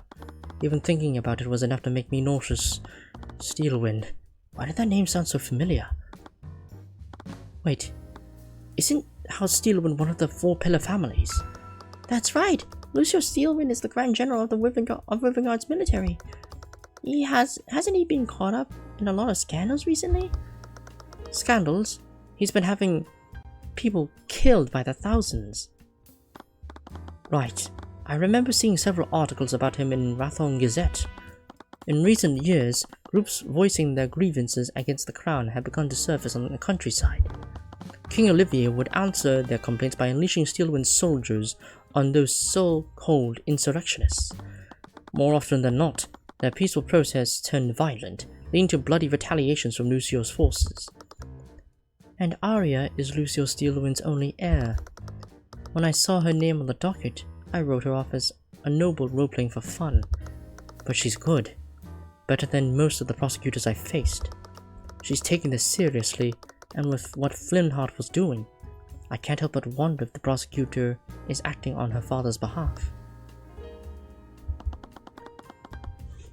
Do you think Prosecutor Steelwind is protecting the real killer? The Inquisition Knights were the first responders to the scene. Didn't that strike you as odd? Right. In a small town like Cornhaven, the village militia would have been the first people there. For the Inquisition to respond so quickly, they would have needed to know that magic was used at all. This whole mess feels a little too staged. With a Steelwind involved, this whole situation reeks of corruption. I'm sure locking up Flintheart's daughter would send a clear message to his allies. But if that were true, why did she help us in the dungeons? Either way, this works out in our favor. I can't fight the Steelwinds on the battlefield, but I can fight them in the courtroom. On that subject, I've been meaning to give you this. My spell compendium? I grabbed it from the dining room before the Inquisition arrived. They had a bad habit of misplacing pieces of evidence like this. Yep. So, this is your spell compendium, and it only has one spell. Mageblade.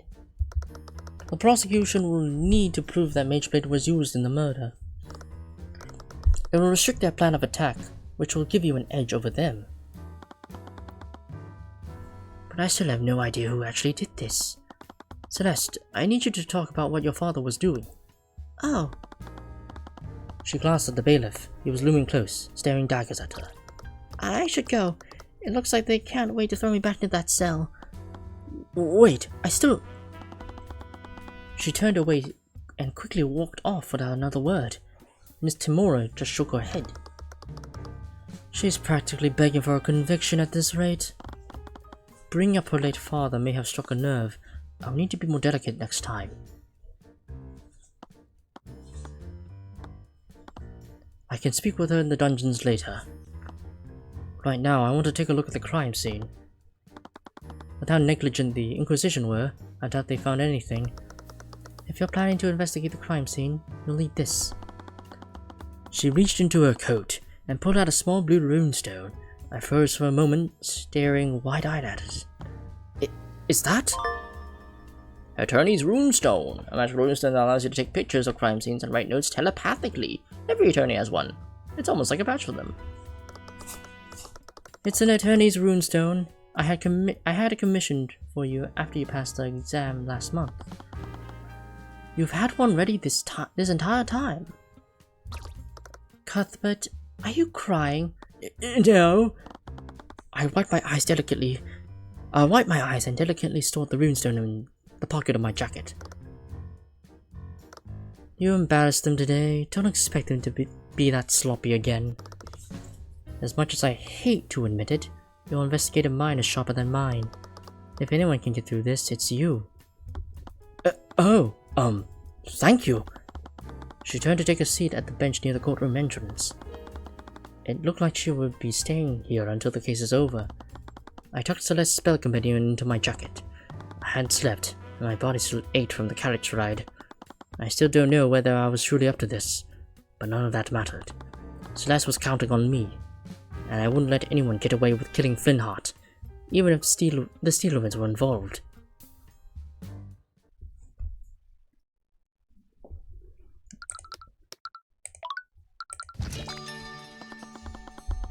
The Inquisition had set up a teleportation circle at the crime scene. As the defense attorney for this case, I was permitted to use it.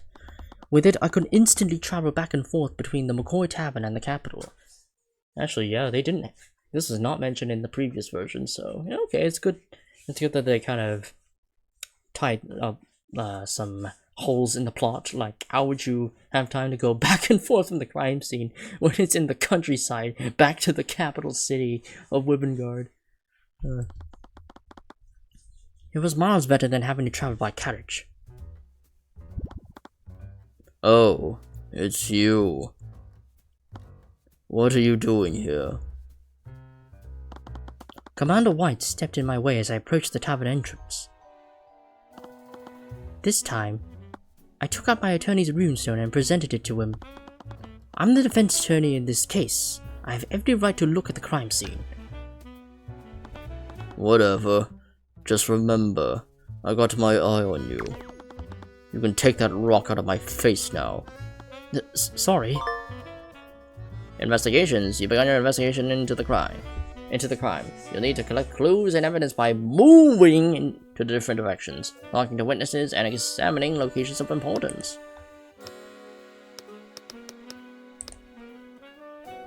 Oh boy, that's a lot to look at. It's a portrait of someone. There's some text on it. Adam Everley, politician of the Pendantic. Oh, I've heard of this guy. He's some kind of politician from one of the nations south of here. I heard he's pretty much a shoo-in to win whatever election they have going on there. An election? Had Flintheart been studying alternate forms of government for his little revolution? It's a painting of a mage. There's some text on it. Sobala Daglian, a legendary practitioner of the arcane arts. He mysteriously disappeared one day. It's rumored that he was developing a formula for a new transmutation spell. Daglian was reckless in casting the spell, however, and he quickly lost control of it. His body was never found. Many speculate that he didn't die during the accident, but if that were true, where did the spell take him? Sounds like a cautionary tale against using magic. That might have explained why Flintheart kept it in his tavern. There was a lamp mounted on the wall. It seemed to be built into the tavern. Is this an artificery machine? I didn't expect to find something this sophisticated in a town like this. Ugh, artificery is just magic with a different name. Actually, these machines draw ether from the surrounding ley lines too. I didn't ask for a science lesson. Anyways, look where artificery got these folks. The energy cell broke, and they haven't had any power for weeks. Just goes to show that nothing can beat a good old oil and flame.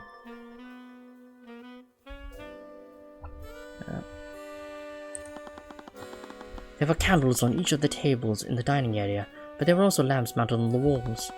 On close inspection, they appeared to be artificery. Machines could reproduce the effects of magic. Why was the Inquisition using those instead? There was a chalk outline on the ground of the tavern, creating a rough silhouette of Flintheart's body. The chalk lines matched the crime scene photo in my runestone. I noticed the trace of transmutation magic on the ground in the photo. I traced my finger over the area where they had been detected. The texture was rougher and almost sticky, but someone used transmutation magic to alter the floor. Shards of a broken bottle were next to the chalk outline. This shard has a label on it. It says lotus juice. I've never heard of that brand before. Yeah, shattered remains of a glass bottle found next to Flintheart McCoy's body. The label says the words lotus juice. Is that everything? Yes, that is everything. Commander White, I was wondering if I could ask you some questions. Huh? You seriously think I'm gonna help you? I know who your boss is, and I know what you're up to. Angry and anxious. She probably sent you here to con me. I just need information about the crime scene, as is my right. Yeah, sure you do. At first I thought that he was just another corrupt knight, but this felt oddly personal. I wondered if this could all just be a misunderstanding. I might be able to persuade him to cooperate with me. Psychological profiles. You'll occasionally need to argue against people and persuade them to cooperate with your investigation. Psychological profiles help you in those ensuing arguments. They give you information about your opponent and help you understand which options to pick. You can fill a person's psychological profile by talking to them or presenting them with certain items.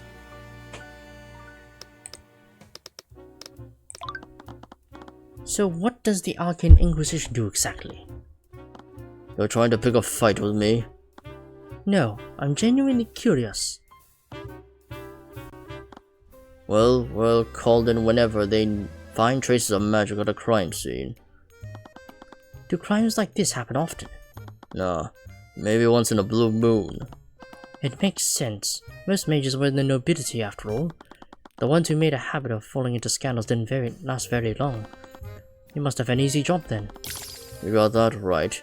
That's the only reason we exist, to clean up the nobility's messes. Sad and angry. He didn't seem very happy about that. You seem to speak negatively about magic. Do you have a personal grudge against mages? It ain't a grudge, it's just common sense. All it takes is one spell. Some rich kid just needs to wave their hands and mutter some magical nonsense. Then the next thing you know, someone's dead on the ground. Not to mention, if some bonehead really overuses their magic, they end up snapping and going on a rampage. Are you talking about mage blight? Yup. It happens when a mage gets too arrogant, and nobles have that in spades. I don't know if this is going too far, but why would you join the Inquisition if you hate mages so much? Considering the fact that my job is to sweep the nobility's crime under the rug. I didn't mean to insinuate. Nope, you have the right of it. Anytime a noble screws up, I'm told to look the other way. But every once in a while, I'm allowed to put a criminal mage behind bars. We can't go after nobles, but any other mage is fair game. Or at least, they were before your boss showed up. My boss? Did he have something against what Miss Tamora was doing? I have to ask, did something happen between you and Miss Tamora? Huh, Miss Tamora, you really are a lackey, through and through. She's my legal guardian. I owe a lot to her. Oh, so that's who you were this whole time. I didn't even know she had a kid. Look, I don't know what she told you, but she ain't the hero you think she is. This is about the rumors, isn't it? They're just lies spread by the nobility to discredit her. They ain't lies, kid. I've seen it for myself. That woman's a criminal. My hand clenched into a fist before I calmed myself down. This wasn't the time for emotion. Oh my god, the frame rate. What is it? Ugh, it's so annoying that it does that. I think I'm probably gonna have to make a report of this in the community tab or something, so that they can fix this, because it should not be causing all these frame rate issues. Like, even heavier games like Mass Effect Legendary Edition doesn't have frame rate drops like this for me, and I played it on this computer too. She defends mages who don't have the protection of the nobility. She hates the aristocracy just as much as you do. Yeah, whatever. Commander White was being hostile towards me. At first I thought he was just being corrupt or apathetic, but he seemed to have a personal grudge against Miss Tamora and me. If I could clear up this misunderstanding, he might help me. Here we go. Woohoo! Argument. Oh god, the lag. Yep. Commander White is stubborn and stuck in his ways. He seems to have a grudge against Ruby Tamora, and will react negatively if you try to defend her. However, he will respect you if you defend yourself against personal attacks. Do you have an issue with me, Commander White? Don't give me that crap. I've seen who you work for. You think I don't know what you're doing. Ruby Tamora is a crooked lawyer. I'll be dead in the ground before I help you. Regardless of what Mr. Moore has done, I'm the one in this case.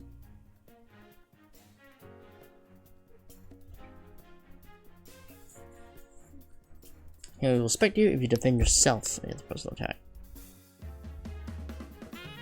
Deflect. Yeah. Regardless of what Mr. Mora has done, I'm the one heading this case. You don't even know me. Whatever problems you have with her, they have nothing to do with me. I've seen how she defends her clients. Forgery, bribery, blackmail. She'll do whatever it takes to win. You're just another crook. It doesn't matter what you say. I know you're just like her. Me being her successor has nothing to do with it. I'm not Ruby tomorrow. What you think of her isn't relevant here, regardless of what you've seen her do. I'm trying to find an honest case.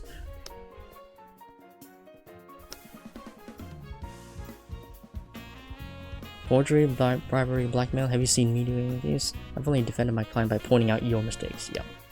Right. Oh my god, the frame rate!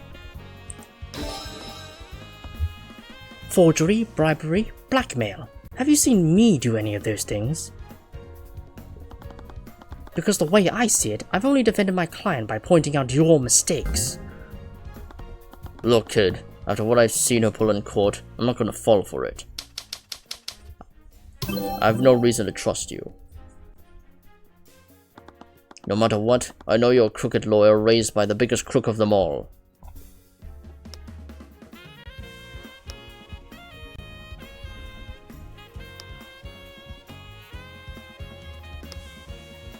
Yeah, reflect.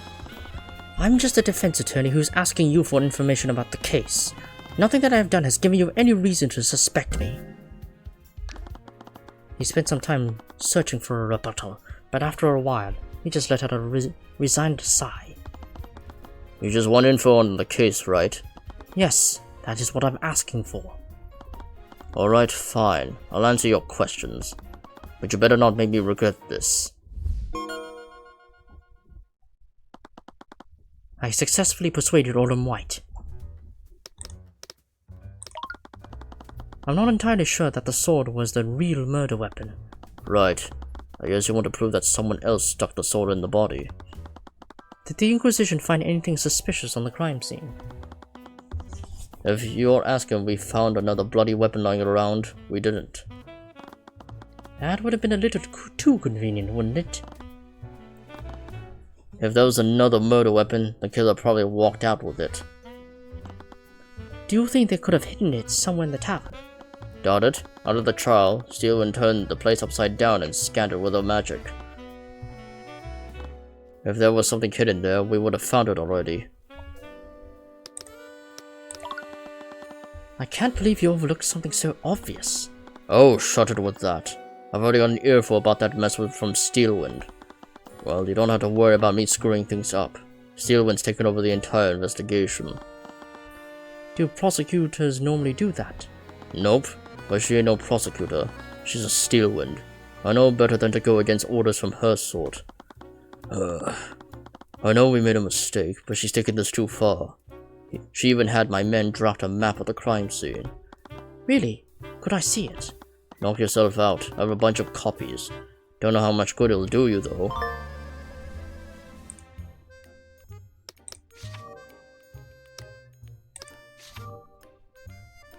Oh, my frame rate. Alright. 5 foot.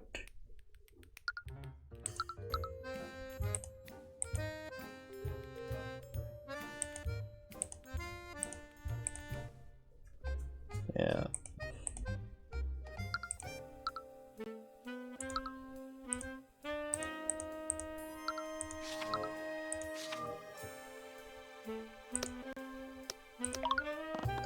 I heard that this was Prosecutor Steelwind's first trial. She must have been pretty talented if that's true. A pain in my ass is what she is. That damn noble comes in here telling me how to do my job. Lord knows what she's doing here. Oh, Lord knows what she's even doing here. Do you think she's here on the behalf of her father? I honestly don't know. My men are on edge because of that. You know, because we were deployed to one of those regions, the ones where her old man was squashing those rebellions. They said we needed to investigate the terrorists there. But by the time we got there, they just had us clean up the bodies. Scared Lord. Doesn't matter if it's women or children, lose your Steelwind will kill them all the same. A bunch of my men quit after that. They couldn't stomach working for a monster like that. What about you? We're all gonna get paid somehow. Not like I can do anything. He's basically a duke. I found everything I could in the dining area. But what did it all mean? No other murder weapon was found, and there wasn't any evidence of another person at the scene either. I only knew about the anonymous witness who discovered the body. Hey, you okay, kid? Once again, I let everything else disappear from the world. You listening? There's no clear evidence pointing to another killer. There is, however, evidence pointing to whether or not Flintheart moved when he was attacked. What? How did Flintheart move before he died? There's no blood trail leading to or from the body. The fact implies something about the location of Flintheart's death. Deductions. During investigations, you'll sometimes go over all that you've learned to formulate deductions. Tyrion will think through the case and raise statements that must be answered. Use the arrows to construct a sentence that responds to the statement. While more than one response may technically be true, only one response will be meaningful. What if? Oh man, I wasn't expecting to hear the what if. Flintheart did not scream, die, move last week during the attack.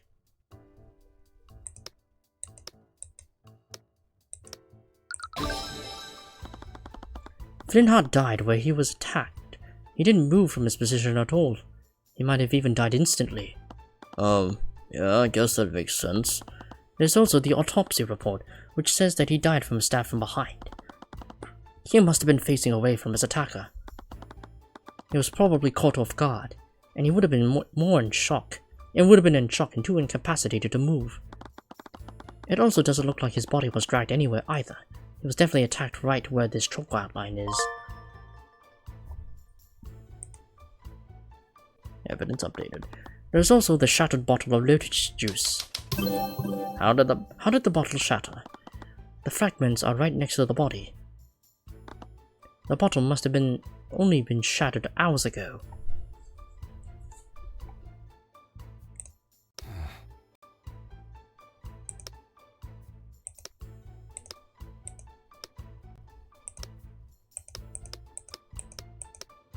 What if?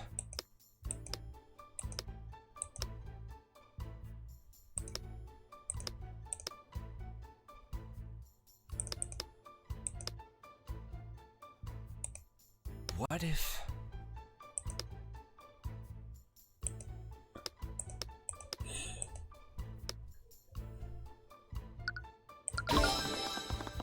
Flintheart dropped the bottle exactly where he was attacked, which implies that he was holding it when the attack occurred. So what's so strange about that? The details may be insignificant, but together they'll give me a better idea of what the board looked like. The board? There's also a fact that the lights were out. Were these candles here when you arrived at the crime scene, Autumn? No, we had to light some so we could see the crime scene properly. What was the state of the crime scene? We thought it was weird too. The girl and her father must have had their argument in the dark. So they didn't light any candles to make up for the broken lights. What if?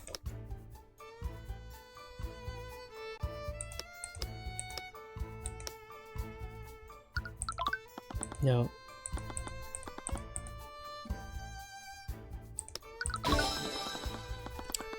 If there was any lighting during the attack, it could have been produced by the murderer. I could slowly see the position of the pieces, but there were still areas I was unsure of.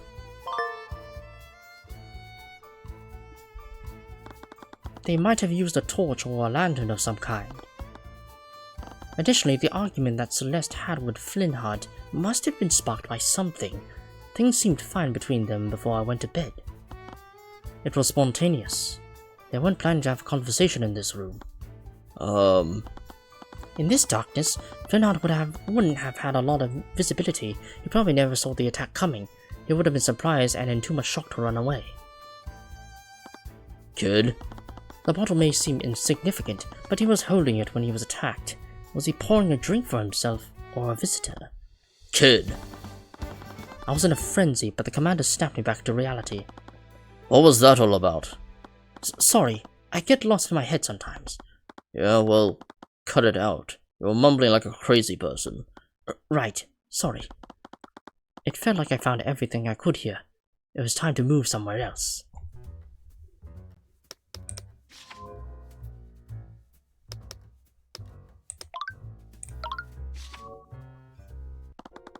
As I made my way up the stairs, I overheard Tyrion arguing with someone. If you keep showing your face here, people will start asking questions. I have the investigation under control now. All you have to do is stay quiet till this is over. You may be a steel wind, but this is my land. I'll do as I see fit. As I turned down the hallway, I bumped into what appeared to be a nobleman.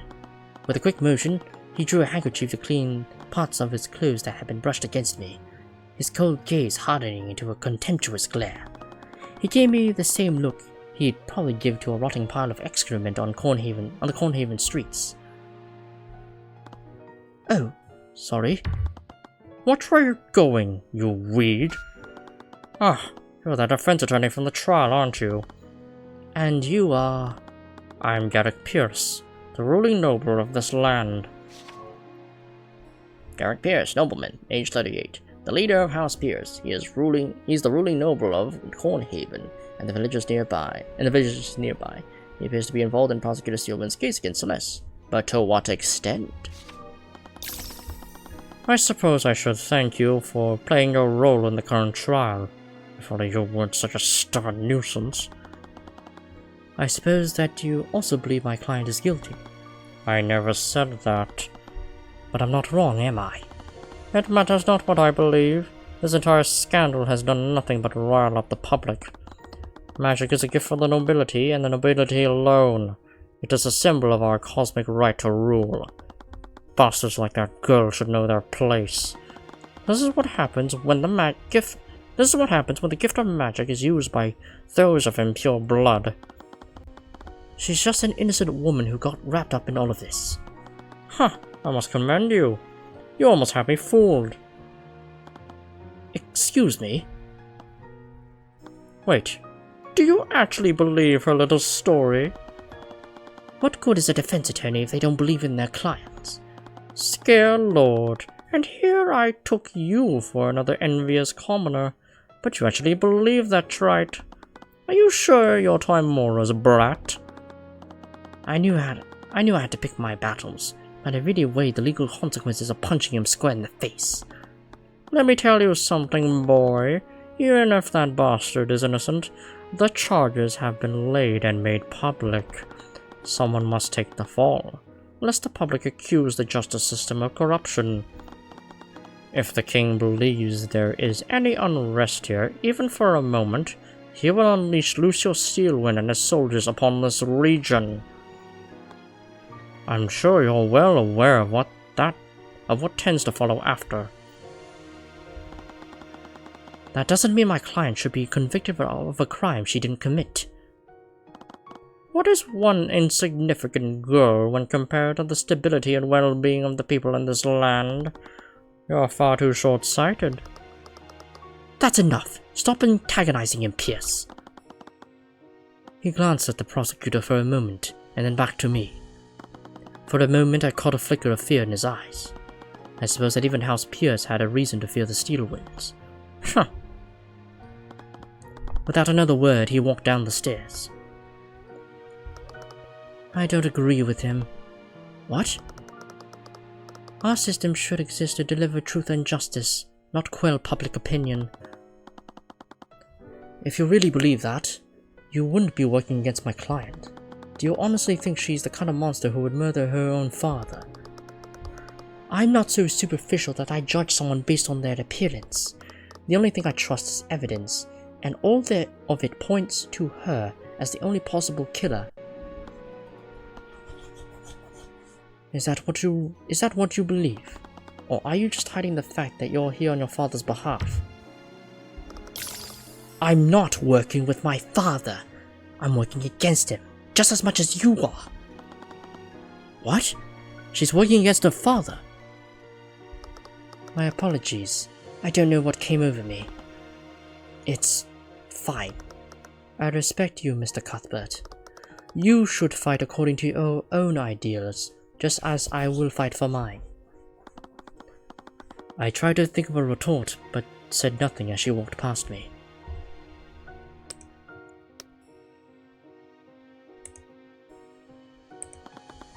Several doors led to guest rooms. Oh my fucking frames!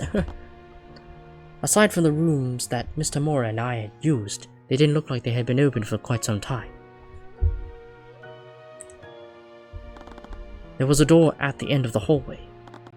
I saw light from under the door. Someone was inside. I tried to open the door, but it seems to be locked.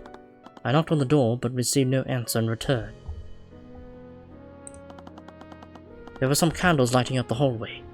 They looked like they were a part of the old architecture. I think that's everything. Okay.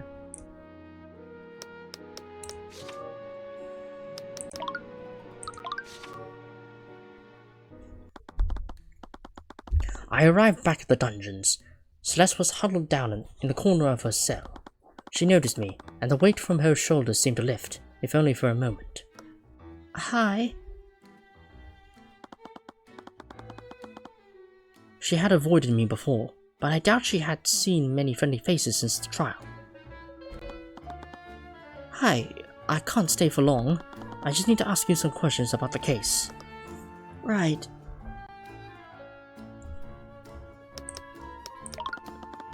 I'm really sorry for what happened today. Well, it ended up okay in the end, right? That was unusually forgiving. If she hadn't calmed me down, the trial may have ended very differently. I still don't understand though. Why were there so many traces of magic at the crime scene? Did you cast Mage Blade on your sword on that day? I used it when I was training last week. Is that where those traces came from? No. Magical traces only last for 48 hours. After that, they disappear completely. Not to mention that spells only leave traces of magic on objects that they are cast on. Even if the sword made physical contact with the body, the traces shouldn't have spread to the wound. Really? What does that mean then? I don't know. The floor next to the body had a strange texture to it too. If the killer used a transmutation spell, it may have changed your sword and the surrounding floor. It doesn't make any sense though.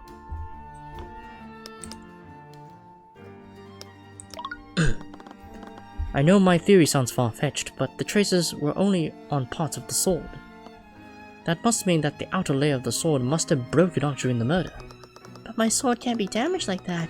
Even when transmutation is used on it, transmutation magic is used on it. That's the whole reason why I have it. How can you be so sure? Back when I was traveling, I'd always break my weapons by swinging them too hard. They'd end up breaking in 2 or 3 swings, maybe 4 if it was well made. How much force was she swinging these weapons with? It's almost like she's a dragon. That sword was a gift from one of my clients. He said it was specially carved from the bones of a purple worm. Transmutation spells can't damage them. Oh my god. I've had it for years, and it didn't have a single chip in it. I don't even need to sharpen it. Where did you get this sword again? The Eastern Kingdoms? Isn't traveling outside of Wivengard illegal? Mercenaries don't have a lot more legitimate options for work in Wivengard. I did what I had to do. I doubted I'd be able to contact the sword to make her in time, if at all. I would just have to take her word for it. But if what she said was true, why would the traces of transmutation magic covering the entire sword? Could you tell me more about your father? I'm sorry. I know this must be difficult for you. I remember how you two were yesterday. Is this really gonna help? Knowing more about him could help me figure out who actually did this. Okay. I was adopted by the McCoys when I was a baby, but they always treated me like I was part of their family. The townsfolk would always shoo me away. They didn't want anything to do with a noble bastard. My dad got into a bunch of fights with them over that. Sad. But I had to go and ruin everything. He was a voice of dissidence, wasn't he? Did you share his views? I knew he hated the nobility, but I didn't know about his rallies until recently. If I knew how much danger his life was in, I'd never have left Rivengard. I think he knew that. If I'd been there that night, it's all my fault. It's not your fault. No one could have expected that. I felt sorry for her, but I really needed to know more.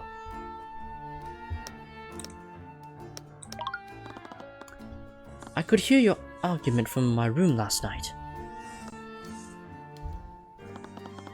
Your neighbors must have overheard it too. Did any of them come by to check up on you two? They must have seen the person who did this. I doubt it. Even if they did see something, they wouldn't testify for someone like me. Why? I thought your father was a key figure among the dissidents. Yeah, but all of his supporters come from the neighboring towns. Everyone inside the village hates our family. People could tell I was adopted. It's not as if I look like either of my parents. Rumors spread around about how some noble lord must have had a tryst with my mom. They were wrong, obviously, but it's hard to stop a rumor like that when it spreads. That's terrible. It's fine. I stopped caring about it years ago. Things were manageable before, but things got worse when my dad started speaking out against the nobility. It wasn't just a pariah at that point. He was drawing a lot of attention to Cornhaven. Everyone's heard the rumors about what the Grand General is doing in villages like ours. If the neighbors tried to threaten my dad to stop, and when that didn't work, they started vandalizing our tavern. They'd even steal my parents' supplies. I'd have to go back to Rivengard because some of the villagers broke into the tavern. They were cowards. They thought they could scare your dad into stopping. They were scared. My dad was painting a giant target on this region. It's not as if the kingdom would care if a village like ours was destroyed. She wasn't wrong. Stories of Lucio Steelwind were circulating in the papers for months. Even with that, he still stood at the top of this kingdom. There were no real consequences.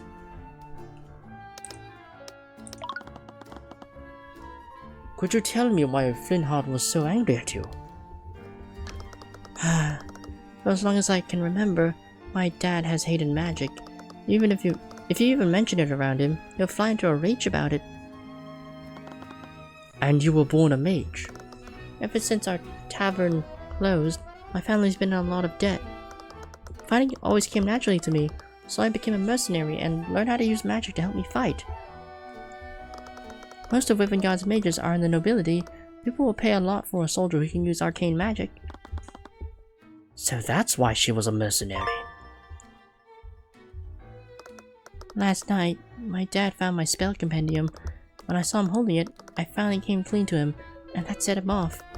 He shouted at me. He told me I betrayed him and everything he stood for. I can't imagine how that must have felt. I deserved it. I knew how much he hated magic. He was fighting for what he believed in, and I wasn't even there to protect him. Don't say that. You could have known what would happen. I'm sure he still loved you. He just lost his temper. No, I could see it in his eyes. He hated me, and he died hating me. I felt a sharp pain in my chest as I read that, but I didn't say anything more.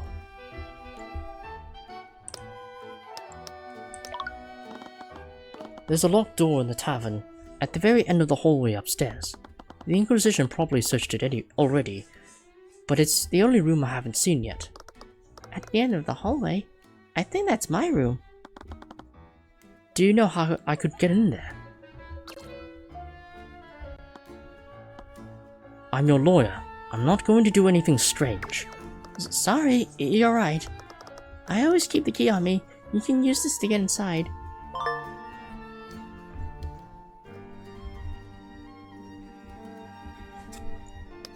Is that everything? Okay. Anything to present? I'll present this. Could you tell me more about this? Oh, I don't really know what to say about that. Sorry. Oh.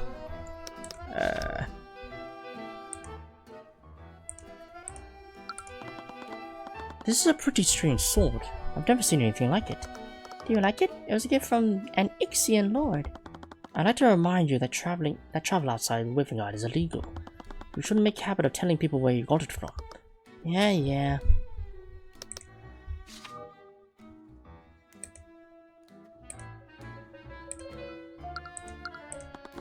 Can you tell me more about... okay.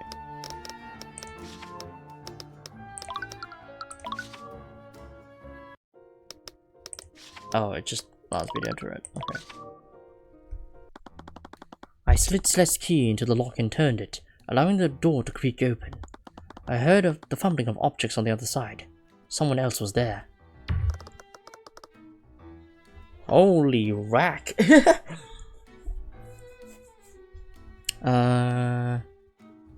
I've already told you knights everything that I know. What more do you... Oh, it's you. Something about the way the woman carried herself reminded me of Celeste. I think Celeste's mom, her adopted mother's design has changed quite a bit actually. I don't remember her eyes being so purple. I knew she was adopted, but she clearly looked after her mother. I recognized the same bubbly warmth in the woman's posture, tempered with a subtle hint of maturity. Sorry if I'm intruding, but what are you doing in Celeste's room? Oh, I'm so sorry. I'm Jolene. I'm Celeste's mother. Jolene McCoy, unemployed, age 46, Celeste's mother. I can't imagine what she's going through. She not only has to grieve her husband's death, but also has to deal with their daughter's arrest for his murder. I can't thank you enough for everything that you've done for her. I really appreciate you sticking by her after she hit you like that. It's fine, really. I kind of deserved it for freezing up like that. Anyways, Jolene was Flintheart's wife. That meant that she knew him better than anyone else, even Celeste. Do you mind if I ask you some questions? Oh, of course. I'll do anything to help. He's helped Celeste a lot, but can I really trust him? The eye revealed a hint of fear and distrust from her. Can you tell me more about your husband? Why did he hate magic so much? I understand that magic is a symbol of the nobility, but things sounded different with him. It's as if he thought Celeste had betrayed him somehow. I wasn't there when they were arguing, but I can only imagine what he said to her. He's never had anything good to say about mages, and I could see how much his words indirectly hurt her. Did something happen? I don't really know. I don't trust him enough. I shouldn't talk about Effie. Who was Effie?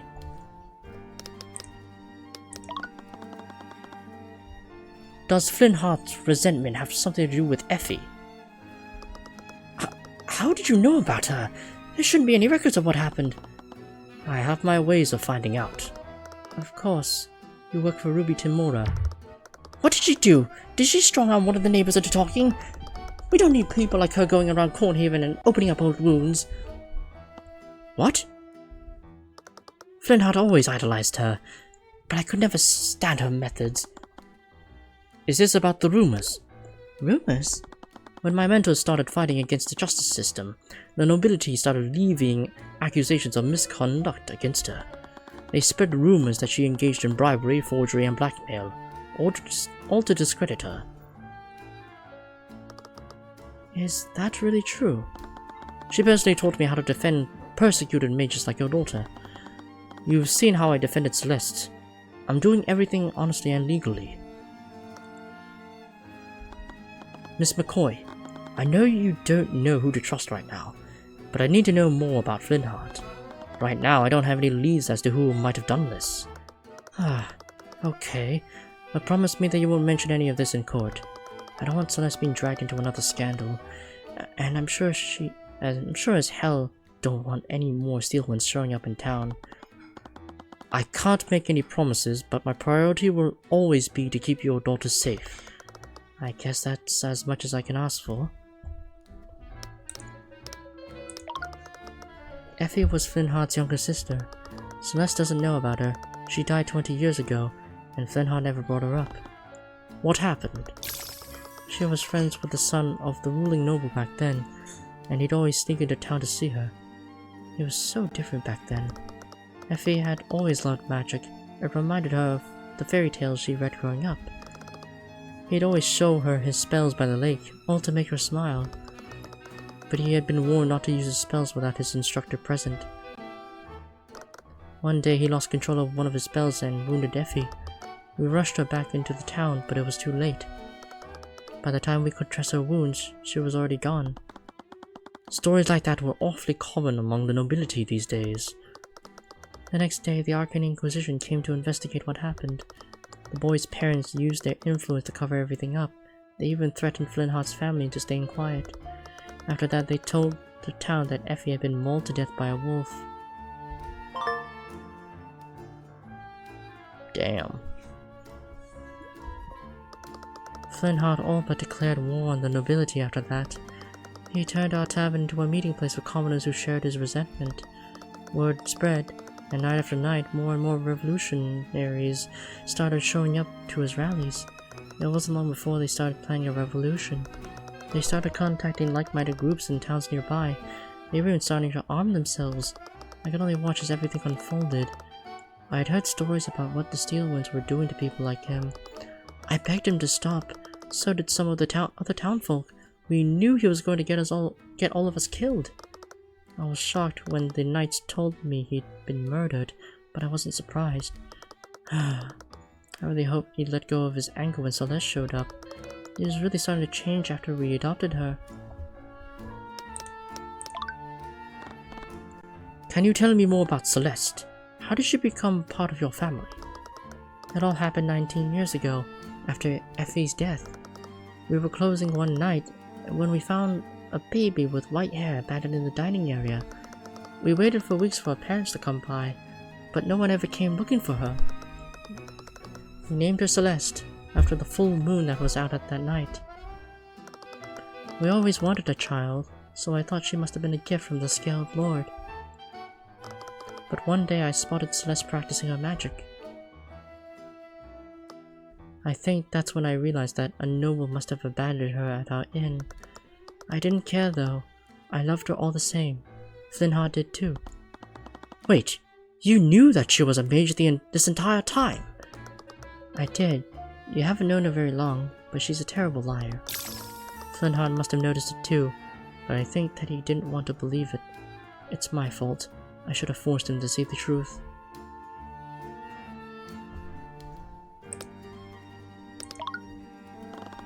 I spoke with Celeste earlier, and she believes her father died hating her. What? He loved her more than anything else in the world. They must have been really close. More than anything. Do you want to hear a story? Celeste had just come from the Eastern Kingdoms. She wouldn't start talking about this foreign drink that she loved. Flintheart did everything he could have it shipped here. He even called in a bunch of favors to do it. In the end, he was only able to get a single bottle of it. Is it really that rare? It's a product from the Eastern Kingdoms, and it's hard to import anything from outside of Whippingard. I wouldn't be surprised if it were the only bottle of lotus juice in this region. Wait a minute, lotus juice? Is this the bottle that Flintheart brought? Oh no, he was going to surprise her with it. I wonder where it had disappeared to. I found it shattered on the floor of the dining area. That's strange. Celeste would always help herself to our pantry, so he was hiding it in our room. Really? When was the last time you saw it? It was right before I left the house that night. It would have been in his room before their argument. Oh, you retrieved it after the argument, I see.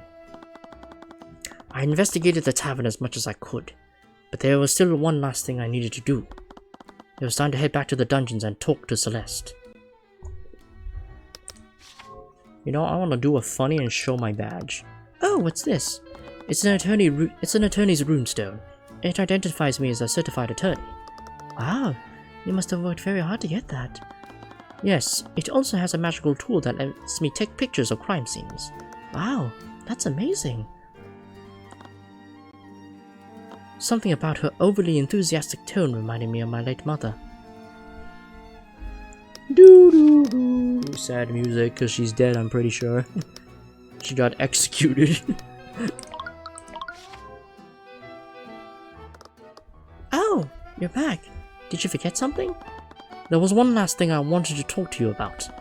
I wanted to talk to you about the argument you had with Flintheart. Oh. I knew what it was like to lose a parent.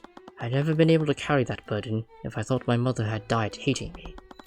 I know that he was angry at you, but after everything I've heard about you two, I know that he still loved you. Tyrion! Even in his final moments, I'm sure that he still cared for you. Shut up. You don't know what you're talking about. It looked like it wouldn't be that simple though. I would need to persuade her if I wanted her to believe me.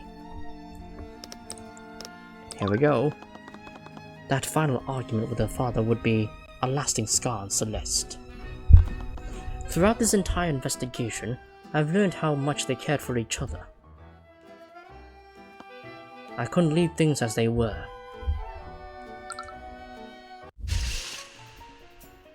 Oh god, lag. There we go. I know you're just trying to make me feel better, but my dad has hated mages. I knew that better than anyone. He's always hated magic. There's no reason behind it.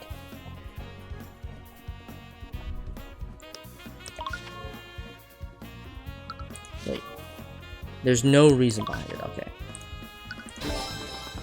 I don't know if it's my place to say this, but there's a reason why your father hated magic. What? Decades ago, he had a sister. She was killed by a mage in a tragic accident. That's why he resents magic so much. It ripped away someone that he loved dearly. I never knew that.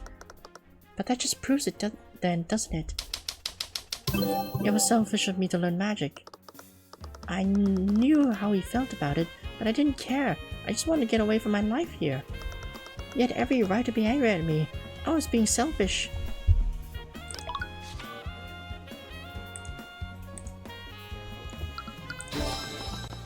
But you didn't learn magic just to benefit yourself though. You used it to support your family. You gave them hope when the nobility shut down their tavern. You didn't have a choice. You had a gift, and you used it to your advantage. That's not selfish. Shut up. What? Just shut up, Tyrion. Why would you leave me alone? Celeste. You don't know anything. You weren't there. You didn't want to hear what he said to me. You didn't see the way he was looking at me. He was only thinking about how I betrayed him. I knew him. I knew him better than anyone. He loved me, took care of me, and I threw it all away. I chose to become a mage. He would never forgive me for that.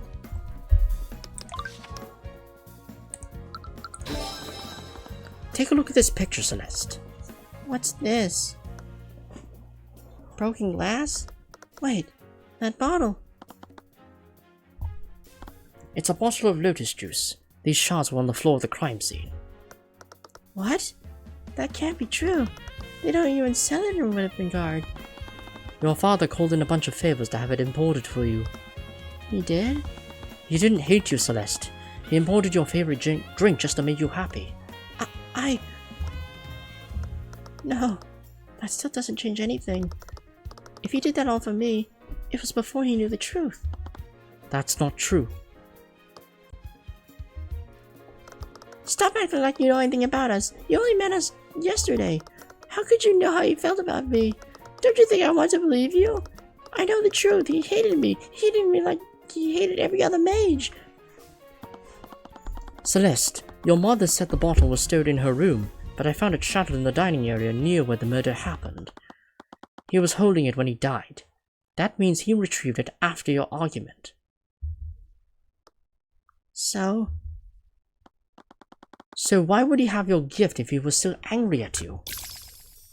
No, why would he have it? It's because he loved you, Celeste. He knew he'd lost his temper and hurt you. So he was going to use that gift to apologize to you. What? I still don't like this. My daughter, working as a mercenary of all things. Come on, Dad. You know I can handle myself out there. You shouldn't have to. They closed the inn. If I didn't do this, we wouldn't have made it through the last few winters. I know you're worried, but I can do this. No one can ever beat me in a fight. Just be careful. I don't know what I'd do if anything happened to you. Don't worry. Just let me do this for you. You and Mom both took me in. You took care of me for my entire life. I know I'm not really your daughter, but... Why would you say something like that? I'm sorry. I didn't mean... Did those idiots in town say that? Tell me who. I'll go knock them out right now. Dad, no one said that. It's just... You're a McCoy. You've always been a McCoy. You're a daughter. I won't let anyone say otherwise, especially you. Okay. Thanks, Dad. I love you. I love you too. How could I ever think that? She trailed off. She had barely been keeping it together throughout the whole argument. But her voice began to break, and she broke along with it. She paused for a moment, trembling, then slowly fell against me. While in jail, she gripped me tightly, everything for the last few days finally crashing down on her. I'm guessing Tyrion's in the cell with her, just so he can interview her. I was sure that I was the last person she wanted to comfort her, but I was the only one there. She'd held back her grief for this long. She was strong, much stronger than I had been. I hesitated, unsure of how to respond. I just held her as quiet sobs echoed softly throughout the cell.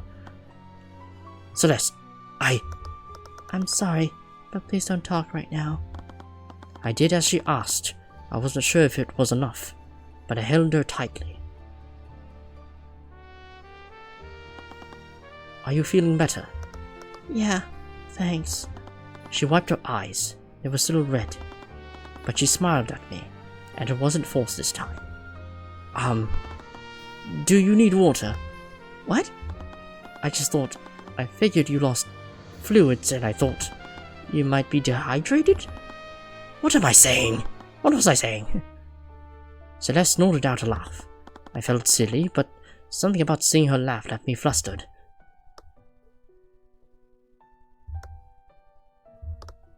Tyrion? Is everything really going to be okay? It will be. I'll get you that acquittal. So long as you breathe? Yes, so long as I breathe. I'll make sure you receive salvation. She giggled to herself. Anyways, you should rest. The trial is going to resume soon. I learned as much as I could about what happened, but I had to assume that Steelwind had done the same. Who knew what the prosecution had in store for us? I just had to hope that I stacked the board in my favor.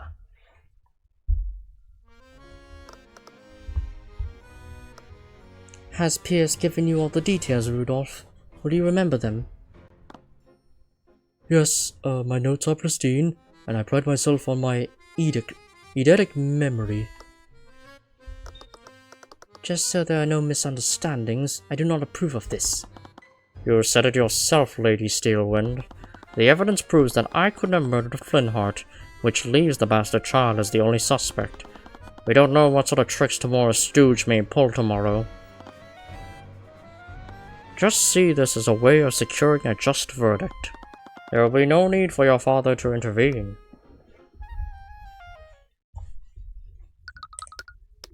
How many save slots are there?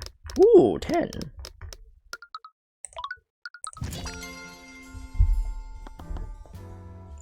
Hi, Mr. Mora. Cuthbert. How did the investigation go? I feel more prepared at the very least. I don't know exactly what happened, but I have a clearer picture of the crime scene. What did you find out? Oh my lag. So, there's still no clues directly pointing to another suspect. Have you been able to coax any new details from McCoy? She's already told me everything she knows. She's not the one who killed Flintheart, Mr. Mora. I'm sure of that now. You trust people far too easily, Cuthbert. You say it like it's a bad thing. It's going to get you hurt one of these days. People are never as innocent as they appear. Does that include you? What? Commander White had a lot of things to say about you. Should I have listened to him? What are you trying to say? I'm saying that I've never believed the rumors about you. Not for a second. You saved me when I had nothing, and taught me how to fight against the nobility. Everyone told me that you were a criminal. I wouldn't be here right now if I'd listened to them. Cuthbert. I'm not going to stop trying to see the best in people. Celeste is innocent, and I'll prove that to everyone, including you. You can really be stubborn sometimes, you know that? I get it from you. That seemed to get a chuckle out of her. I wish I could see the world the way you do, Cuthbert, but the truth isn't always what you want it to be. I know, but I'm not going to let that change me. I took a deep breath and readied myself. I was approaching the endgame now. All I had to do was move the final pieces into place and end this once and for all. The bailiff left Celeste into the courtroom, and I followed closely behind them.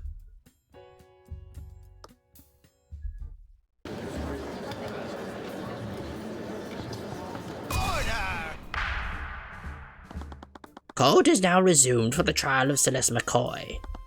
Let us review the proceedings from yesterday. The defense presented some unfortunate oversights made during the investigation.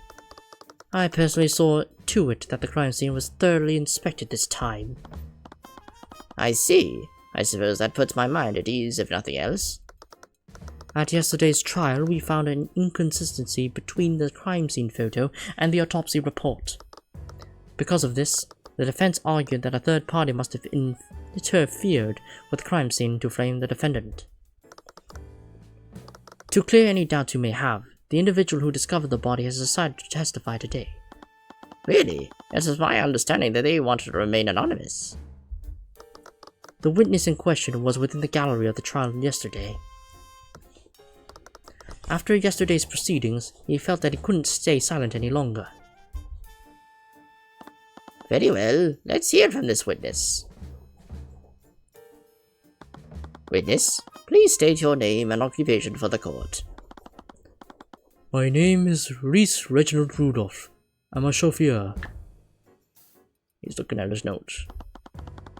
Rudolph appears to be writing something in a notebook. His pen glided across the page, filling line after line within seconds.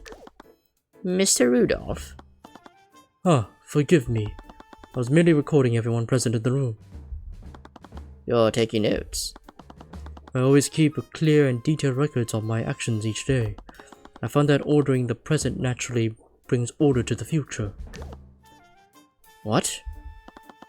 With such detailed records, your testimony about the defendant must be thorough indeed. Actually, I witnessed much more than just the defendant. I saw the crime as it was being committed, and I wrote down everything that I witnessed. What? If what you're saying is true, why have you waited until now to testify? We had initially concluded that the evidence alone was decisive enough. We saw no need for Mr. Rudolph to testify. However, that clearly changed after yesterday's trial. There was no way the prosecution wouldn't use eyewitness testimony from the start. There had to be another reason why he didn't take the stand yesterday. Very well, Mr. Rudolph. Please testify to the court about what you saw that night.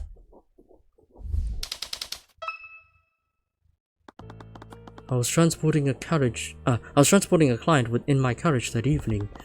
We were driving by the McCoy Tavern when we heard a disturbance. This occurred at 1:08 a.m. I was worried that something was amiss. I walked into the establishment to see what the commotion was about. That was when I saw the defendant, lit by the blue glow of the dining room lights. She had stabbed Flintheart, and her sword was shining with magical energy. She pulled her sword from Flintheart's back, and as she turned to face her, she stabbed him again in his chest. She soon realized that I had witnessed her heinous crime. She dropped her weapon, still impaled in Flintheart, and fled the scene. Incredible! If everything occurred as the witness described, I see no room for debate. Of course, the evidence has always been irrefutable. I didn't remember seeing another carriage when I left to look for Celeste, but it was pretty dark. I could have just missed him. Celeste, did you see him when you left the tavern? No, I don't think I ever met him before. Does that mean what I think it means? We shouldn't jump to conclusions, but if he testified that you saw him, he's clearly lying. I just needed to find out why. The defense may begin their cross-examination. Oh, even the cross-examination phase is fucked. Oh, my frame rate.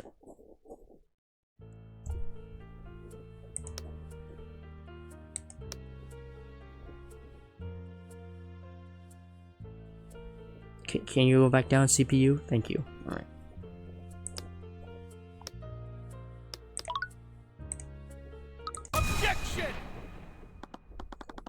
Rudolph, you testified that you saw my client murdering the victim, and you supposedly saw her casting magic while doing so.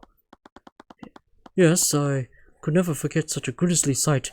That moment was burned into my memory. I see. Well, it's funny that you say that. What makes you say that? Because your entire testimony was a complete lie. What? Are you accusing the witness of perjury? Surely you know that such accusations can't be made lightly, Mr. Cuthbert. Oh god. Miss Steelwind, the dining room lights are artificery devices that are powered by an arcane power cell. Oh my god, the frame rate is so annoying that it keeps spiking like this. The lag keeps spiking like this. It's like, I don't know what is going on in this game that's causing this. This is a visual novel game that should not be causing this much lag. However, that same arcane power cell was broken during the time of the murder. Those lights had no energy, and the room would have been pitch black. The witness couldn't have seen anything, much less a homicide. Wait, I can explain. There's no need, witness. You could have easily seen another source of light. The McCoys probably lit a candle or lantern because of the blackout. The witness clearly described a source of blue light. A rudimentary candle or lantern wouldn't emit a color like that.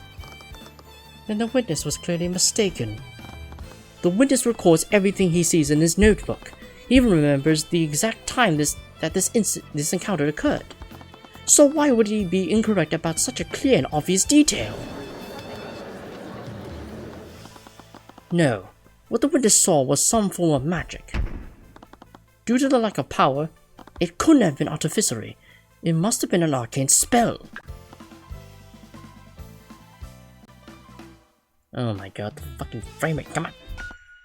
That's it. Witness? I was mistaken about something. Please allow me to revise my testimony. Mr. Cuthbert, what are your thoughts?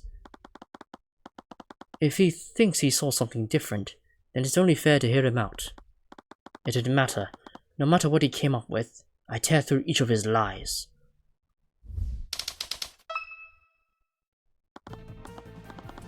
I remember now. Yesterday they said that Flintheart was killed using magic, yes? I must have seen Miss McCoy channeling his magic spell. There was a spell called Mageblade, wasn't it? That's it. The blue glow that I saw was created by Mageblade. I see.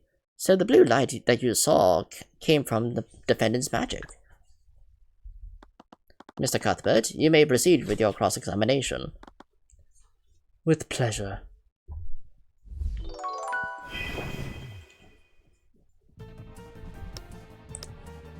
Channeling Mageblade. That blue glow, yes, well, about that. It has a wait. Yep. Objection!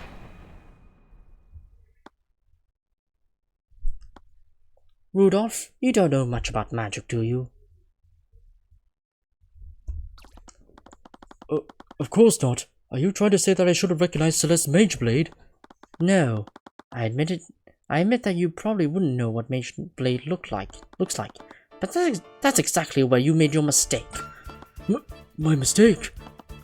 Rudolph, if you're aware of how Mageblade works, then you would know that the spell emits a yellow radiant glow. Which means the blue glow you saw couldn't have possibly been Mage Blade. This is ridiculous. What is the significance of seeing a blue glow instead of a yellow one? It's extremely significant, Prosecutor. If the witness saw a blue magical glow, then he must have witnessed a different spell at the scene. Preposterous. You don't even have any evidence to support that claim. That blue line made a large impression on the witness. He wrote it down in his notebook, even mentioned the color in both of his testimonies. I find it hard to believe that he'd be mistaken about something like that. So what did you see, Mr. Rudolph? Did you see my client at the scene casting a spell she couldn't possibly cast? Or did you actually see another mage at the scene? Well... Objection! Your Honor, the defense is completely out of line. Let me remind you that perjury is a crime, Rudolph. If you are found to have lied in your testimony, I will personally see to it that you are prosecuted. No, wait! Now that is quite enough of that.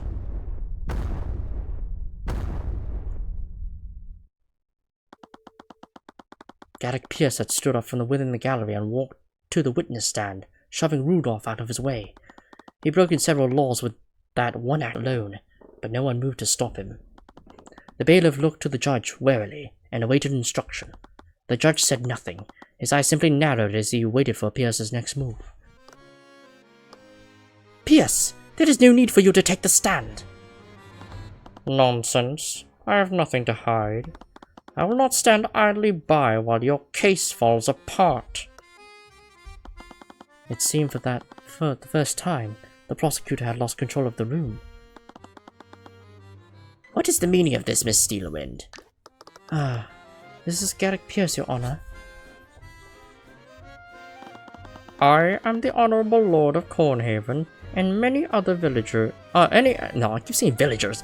I am the Honorable Lord of Cornhaven, and many other villagers in that region. I'm afraid I must apologize. These misunderstandings have been entirely my fault. What do you mean, Lord Pierce? You see, Rudolph was not the one who witnessed the crime that fateful night. It was me. I was the one who saw that gruesome attack.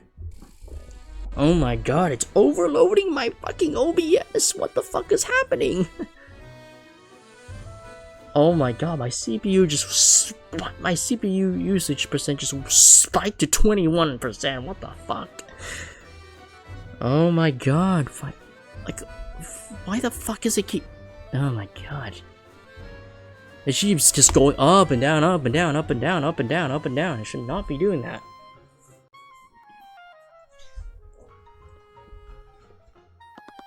I had my driver report the body so that I could remain anonymous. Are you saying that you had Rudolph lie for you?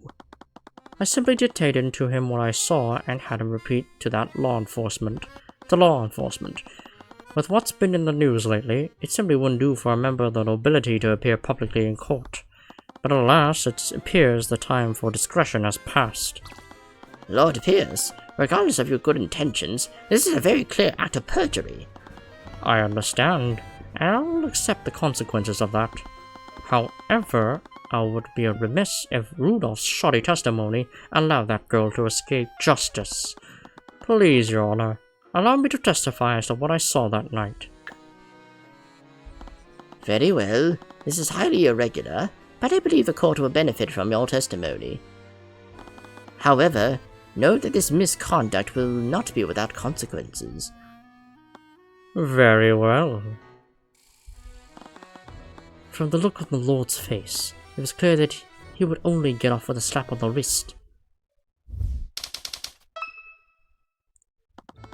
On the night of the murder, I found myself unable to sleep, so I took a leisurely carriage ride around Cornhaven. I happened to be passing by the McCoy Tavern when I heard a loud commotion from within the building. Curious, I stopped by a carriage and took a single step inside the establishment. That is when I saw the scene inside. I saw the defendant stabbing that poor man with a sword. Garrick Pierce.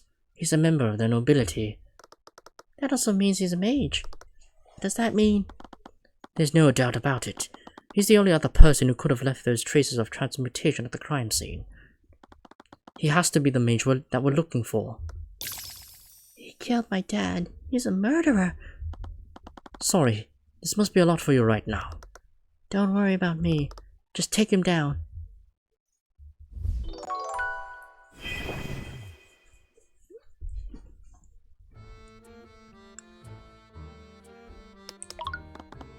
That seems like a strange way to pass the time.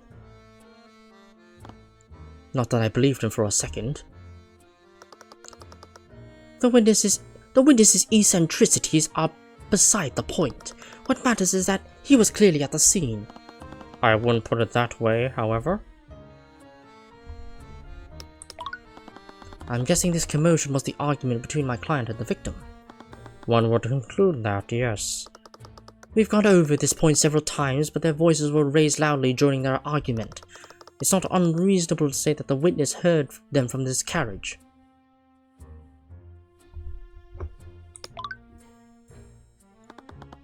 If he was at the tavern entrance, then that would mean he would be where the W token is. You saw the entire scene from the entrance. It would be quite dark considering that the lights weren't operational, even if my client was using Mageblade at the time. Ah, of course. I'd forgotten that detail. I couldn't see what was happening, so I used my magic to illuminate the scene. You used magic at the crime scene? Yes, I remember it clearly. I conjured a blue light to illuminate the scene. That same blue light must have been what my driver saw. I thought that Rudolph didn't witness the crime at all. If I had to guess, Mr. Rudolph must have seen the blue light from the carriage. Because of that, he made that detail a part of his testimony earlier. That makes sense. Rudolph was so sure that he saw a blue light. It would have been strange if he were lying about that. Which spell did you use to illuminate the crime scene? It was the Conjure Light spell. Conjure Light. For as long as the caster concentrates on the spell, a mote of magical light will be centered above their head. The color of the light is chosen by the caster and can be changed at will for the spell's duration. This mote of light provides illumination up to 15 feet of the caster and no further. Your Honor, if the witness used magic at the crime scene, then I'd like for his spell companion to be added to the court record. I see no reason to invade the witness's privacy over a trivial illumination spell. I agree. The defense will need a stronger reason to requisition the witness's spell compendium. Right you are, Your Honor. Your wisdom is truly fitting of your station. Oh, shut up.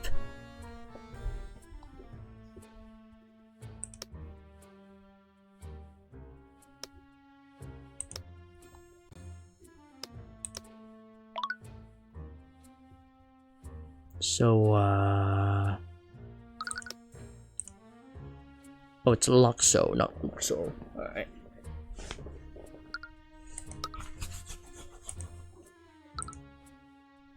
Yeah, because he was standing here. So 1, 2, 3. Yeah, you will not be able to see that.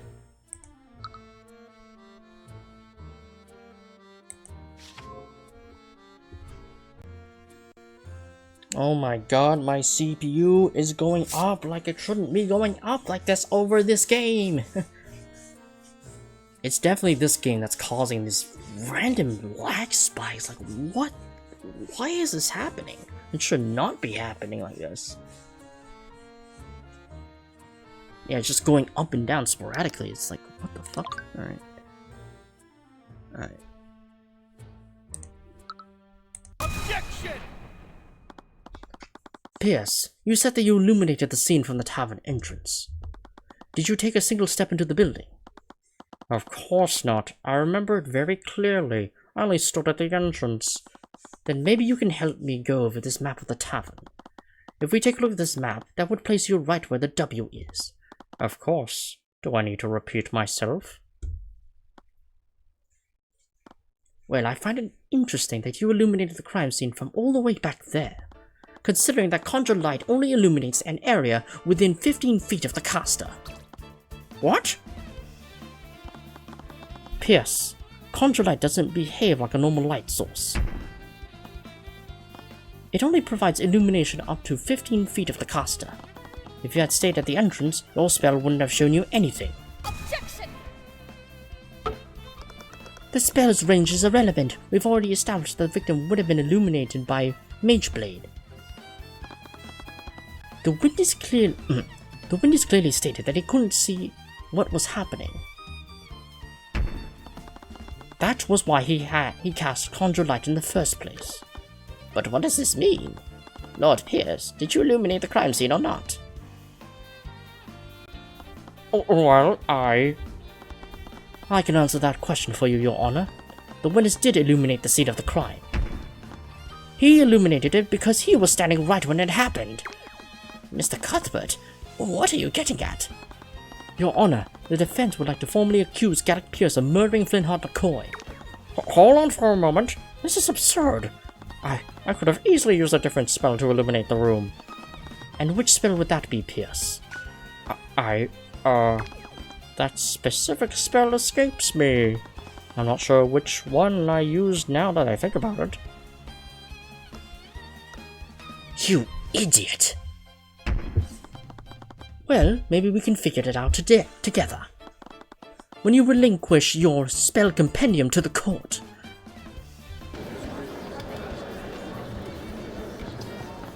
Steelwind, say something! If you had listened to my instructions, you wouldn't be in this situation. You made your bed, now lie in it. Steelwind, you treacherous! Oh, this is a new portrait or sprite. That's enough. It appears that the prosecution has no objections with everything that has occurred. I'm afraid I must ask Lord Pierce to relinquish his spell compendium to the court. Alright. It has Prestidigitation, Conjure Light, Conjure Water, Frost Wave, and Shape Liquid. We did it! We got a spell compendium! With that, the case was as good as ours. Or was it? She didn't even try to stop me from taking a spell compendium. I doubted she'd do that just to spite Pierce. Prestidigitation creates a simple and harmless visual effect around the hand. The effect will last as long as they maintain the concentration on the spell. Conjure Water causes water to magically flow out the caster's hand. This water will flow so long as the caster maintains concentration of the spell. Frost Wave. Anything caught within range is hit with a blast of extremely cold air. Liquids hit will immediately be frozen, and organic life will immediately enter stages of hypothermia. Shape Liquid. While concentrating on the spell, the caster can manipulate up to 10 liters of liquid and form it into complex shapes. At any time, the caster can choose to freeze the liquid and solidify its current shape. While frozen, the caster can also make the liquid instantly melt. I see.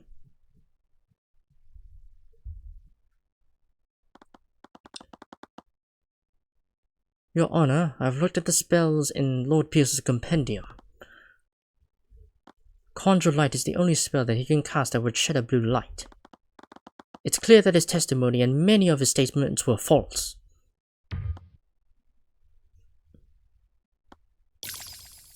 This little brat! Such insolence!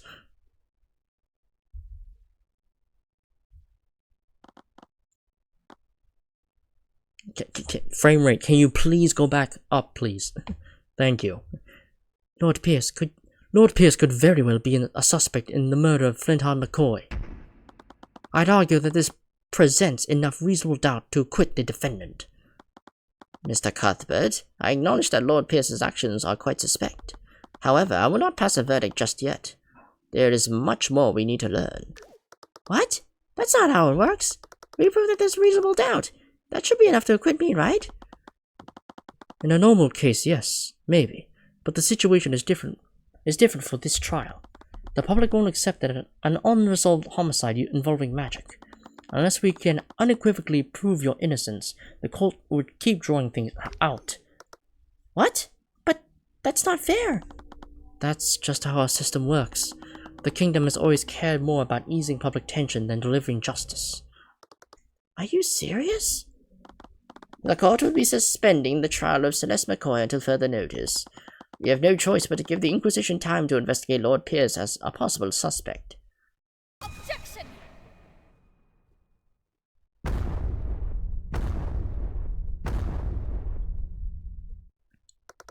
A possible suspect? The very idea of that is preposterous, Your Honor. What else did she have her up her sleeve? Let's revisit the basic facts of this case. Flintheart McCoy was murdered using a blade with a transmutation spell active on it. Mr. Cuthbert, why don't you tell me the spells that Lord Pierce knows? His spells are Prestidigitation, Conjure Light, Conjure Water, Frost Wave, and Shape Liquid. Wait a minute. You've realized it too, haven't you? The witness doesn't know any transmutation spells that can be channeled through a solid object. That can't be right. Ha! You're right. You're absolutely right, Steelwind. I see. If all of that is true, that would still leave the defendant as the only possible killer. But he was the only other mage there. It has to be him.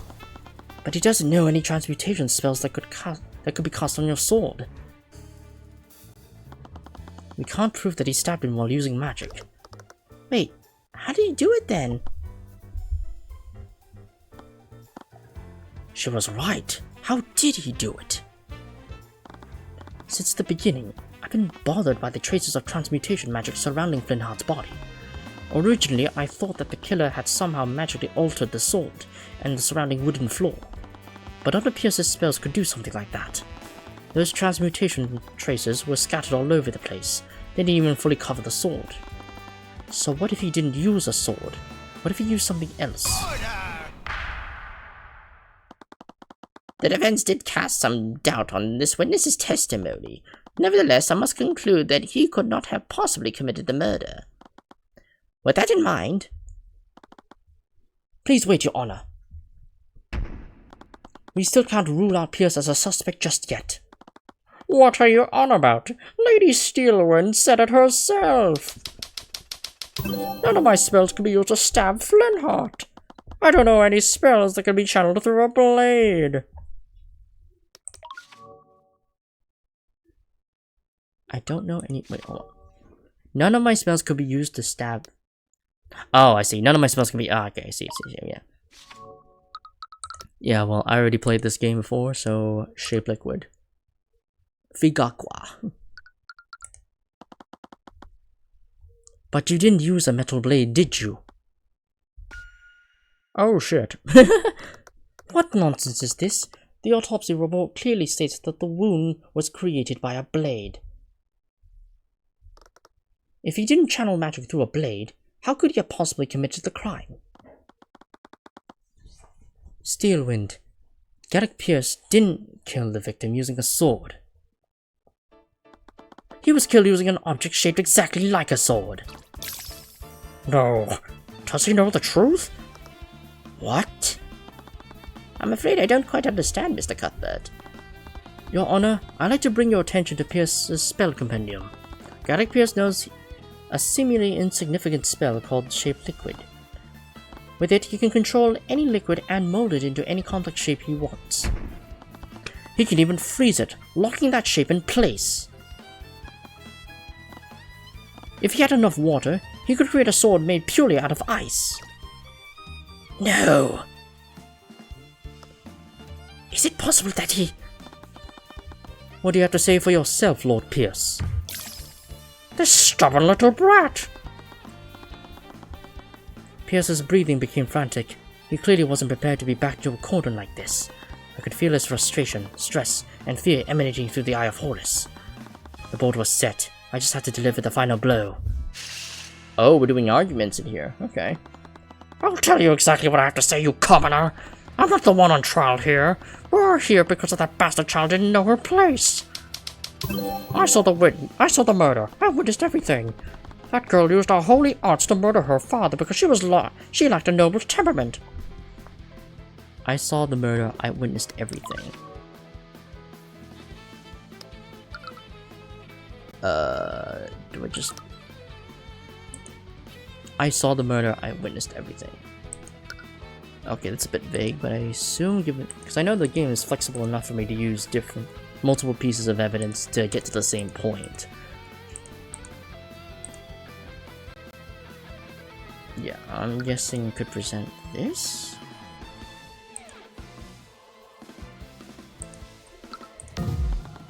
What? No, that wasn't right. He claimed to have witnessed the whole murder, but I've already proven that he didn't in the last testimony. Show them that the proof... What's wrong? Okay. He couldn't have saw it. I saw the murder. I witnessed everything. Okay. Okay, do I use the spell? Yeah. And how, pray tell, did you see everything?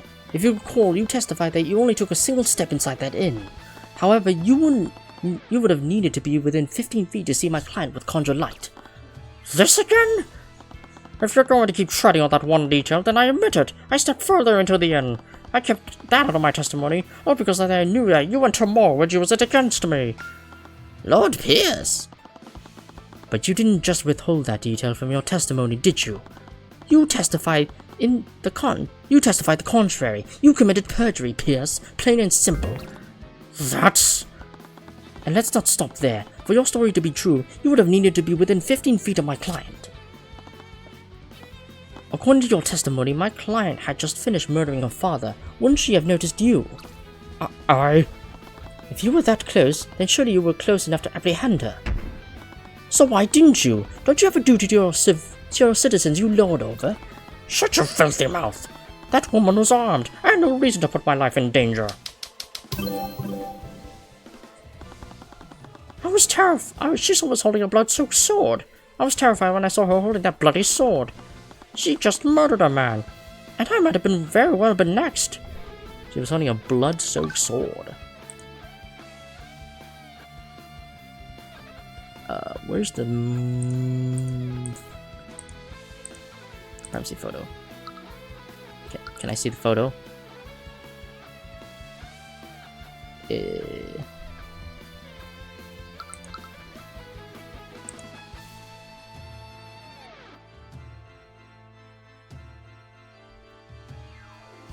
I guess I just present the photo? Yeah. But that can't be right, can it, Lord Pierce? This photo of the crime scene shows that the sword was left inside the victim's body. How could she still be wielding it if it never left the body? Oh yeah, that too. Yeah, it's still in the body. What? Damn you! Damn you! Steelwind, why don't you say anything? What? Steelwind froze. Even when I had the advantage, she always maintained her usual poise. But now she was scrambling for something to say. Nothing came to her. Lord Pierce, please calm down. How can I remain calm when this charlatan is trying to frame me? This is a complete travesty. I came here to reveal the truth and testify against that criminal. And what do I get instead? Slander from some lowly peasant. You talk about justice, but you've committed several acts of perjury to twist the outcome of this trial. You don't care about justice, you're just here to cover up your crime. You filthy little... So admit it, Pierce. You created a makeshift sword with shaped liquid and used it to impale Flintheart. You shoved my client's sword into the wound while the remnants of the real murder weapon melted. You thought it was the perfect crime, didn't you? Wait, what did you just say?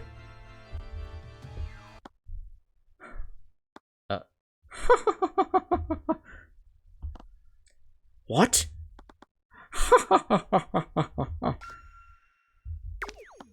Lord Pierce? My apologies, Your Honor. It's just that I realized something absolutely hilarious. The defense has put forward an interesting theory, but there's one problem with it. And what's that? I think you said it yourself. You shoved my client's sword into the wound while the remnants of the real murder weapon melted. You thought it was a perfect crime, didn't you? You're right. It would have been a perfect crime, because any evidence to support that theory would have evaporated with that melted blade. What? No. He was right. Magical traces don't spread through physical contact. They are only detected on the objects they are cast on. If he used a blade of water to kill Finhart, all the water he used to make that sword would have evaporated by now. That would mean there would be nothing left of the murder weapon.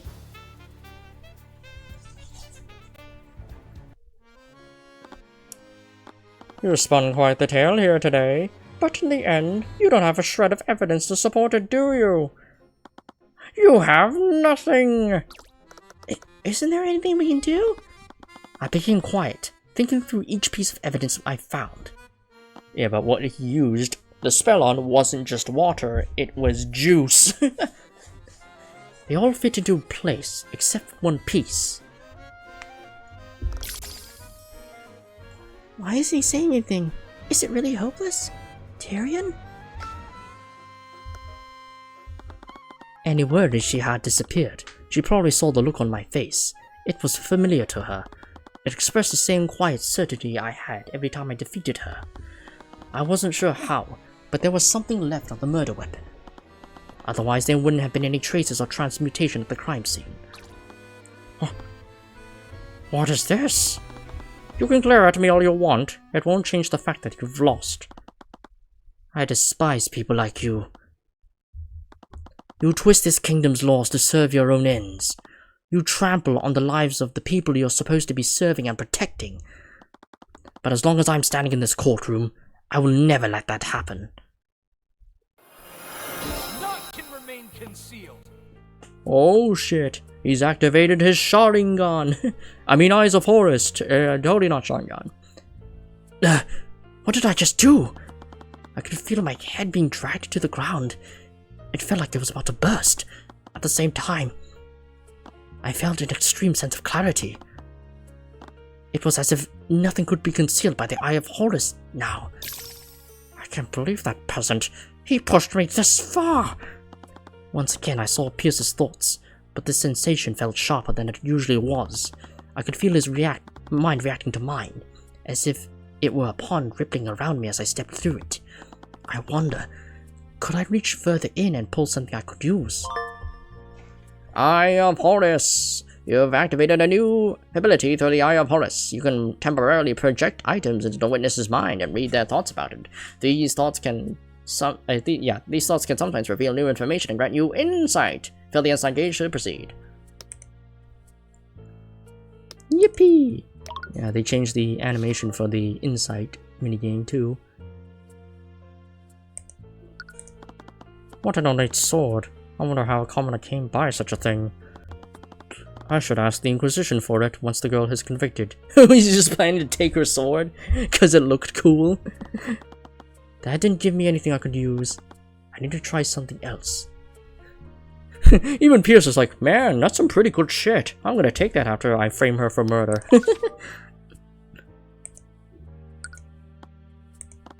Even now, that image is still lingering in my mind. Why does it trouble me so much? He was a fool and an insurgent. What would Effie think of me now? That didn't give me anything I could use. I need to try something else. So yeah, he's the one that got Effie killed. Why am I thinking of such a thing? Okay.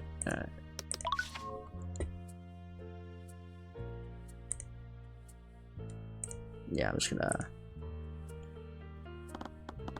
After all the trouble I went through, I can't believe that boy figured out which spell I used. Well, no matter. It's not as if there's any evidence that implicates me. I'm lucky that old fool had that bottle of water with him. Bottle of water?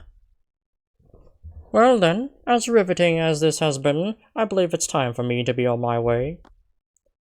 Now wait a minute, Pierce. What is it now, you cretin? I'll say it as many times as you need to hear. There's no evidence of a liquefied weapon at the scene of the crime.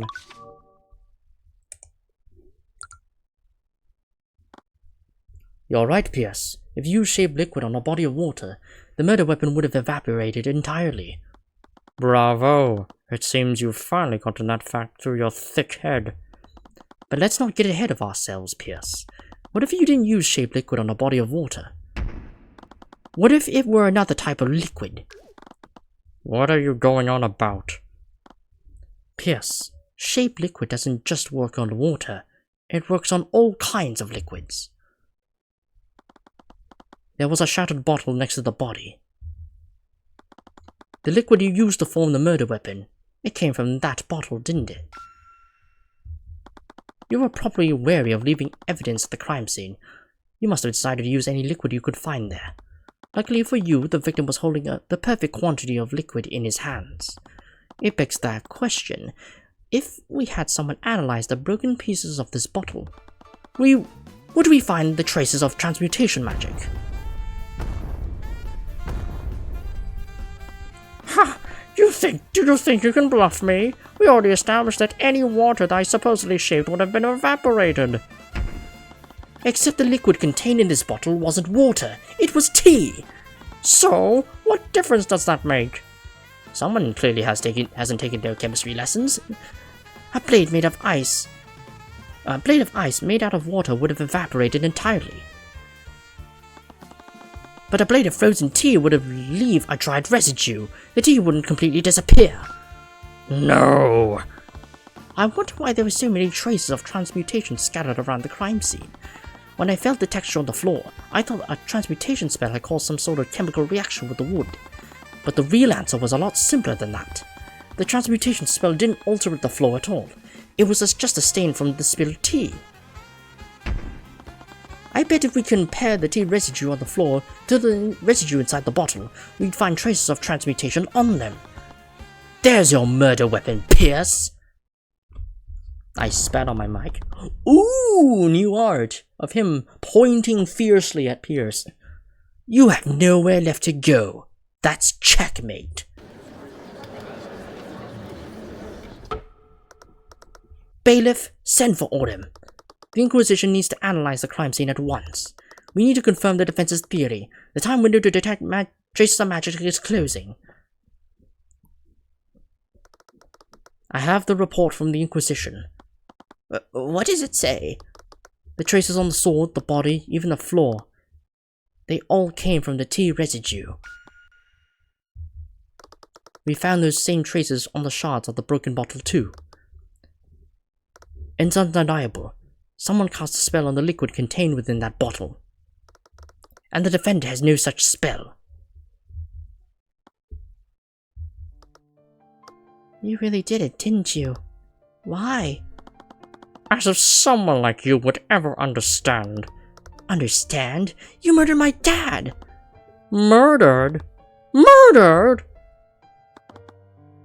Murdered her. I murdered her. I can't believe it. She's dead. Her smile, her beautiful voice, it's all gone. I deserve death. Stop this nonsense. Father? You're grieving, but it will pass. She was only a commoner. No, Father. I loved her, and I killed her. Garrick, you sweet, innocent child. Flowers may be beautiful and bring you joy, but do you call it murder when you accidentally step on one? Yeah, this shit was not in the previous version, so yeah, we're getting more insight into Pierce's character. These people, these peasants, they may resemble us, but you know deeply in your heart that they aren't like us. What? We have the Scale Lord's favor, and they do not. They were created to serve us, to be utilized by those of us who matter. Father. So don't fret so much over a simple commoner.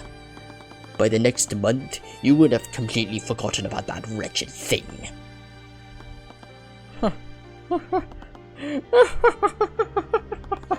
How could I have been so blind? She was a simple flower, nothing but a worthless peasant. They're all just peasants, all of them. Is it murder to protect my kingdom? Is it murder to pull weeds before they blight my land? That fool of a man was spreading poison, and I did my duty by removing him. You're a monster. I'm a nobleman, a chosen vessel of the Scale Lord's will.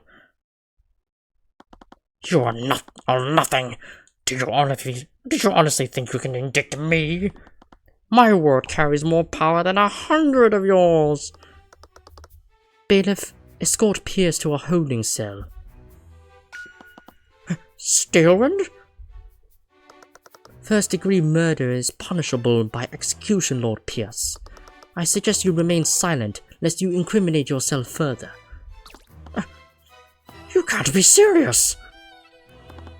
You, of all people, must understand the position I was in.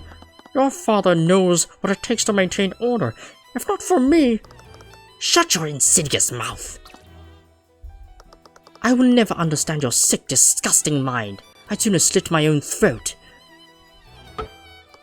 Well, what are you all waiting for? Take him away! Yes, take him away at once.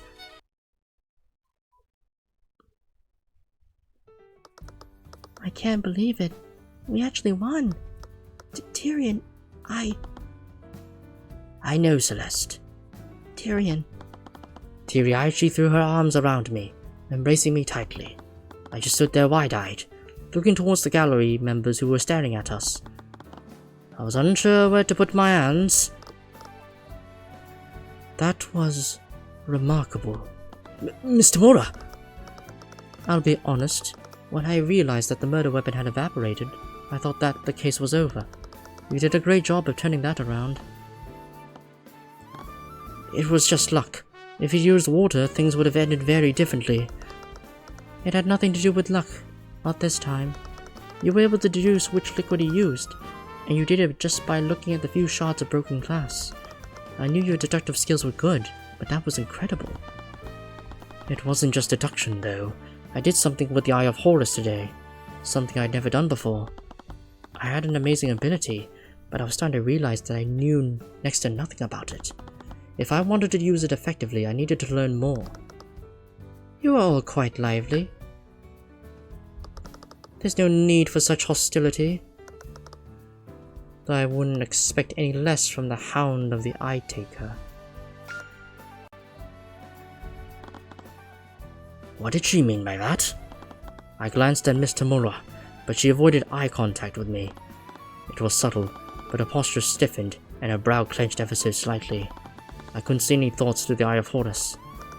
I must admit, I was hoping to test my mind against yours directly. However, your protege proved to be a worthy adversary. Is this some kind of game to you? You almost condemned an innocent girl to death. The courts operate by having two powers of opposition. When those powers are balanced, justice prevails, just like it did today. Your victory today was just the system working as intended. Ha! Working as intended? You know very well that our system only exists to protect your people. You can act as sanctimonious as you want. That doesn't change that with each passing day, your father butchers more and more innocents. I know, but I'm not my father. I walk a different path. I know you have no reason to believe me, so I'll let my actions speak for me. I look forward to doing battle with you again, Tyrion and Cuthbert. Steelwind, why did you arrest Pierce at the end of the trial? I don't understand. He was right in a way. You didn't need to do that. He openly admitted to first-degree murder. Why wouldn't I have him arrested? Never mind then. I'm also looking forward to facing you again. Good. I hope to see you soon. I still couldn't tell what she was thinking, even with the Eye of Horus. She definitely wasn't the bloodthirsty killer that her father was. Well, That kind of killed the mood, didn't it? Not at all. I think we should celebrate. What are you thinking? There's this high-class restaurant in the upper quarter of Ratho. They usually only serve nobles, but they let anyone in if they have enough gold. Wait, do we have enough gold? I have some connections with the staff there. Don't worry about it. These last 2 days marked the beginning of my journey into the world of law and magic. Our justice system was broken, rotten from the inside, but I had a voice now. I would never stop fighting. With my skills in the Eye of Horus, I knew nothing could stop me. Or at least that's what I hoped. This feeling! I knew it! His radiant soul is finally ripe for the reaping! Even if this small speck of time has felt like an eternity, I can't wait any longer. I can't wait to see that wretched light drained from his eyes.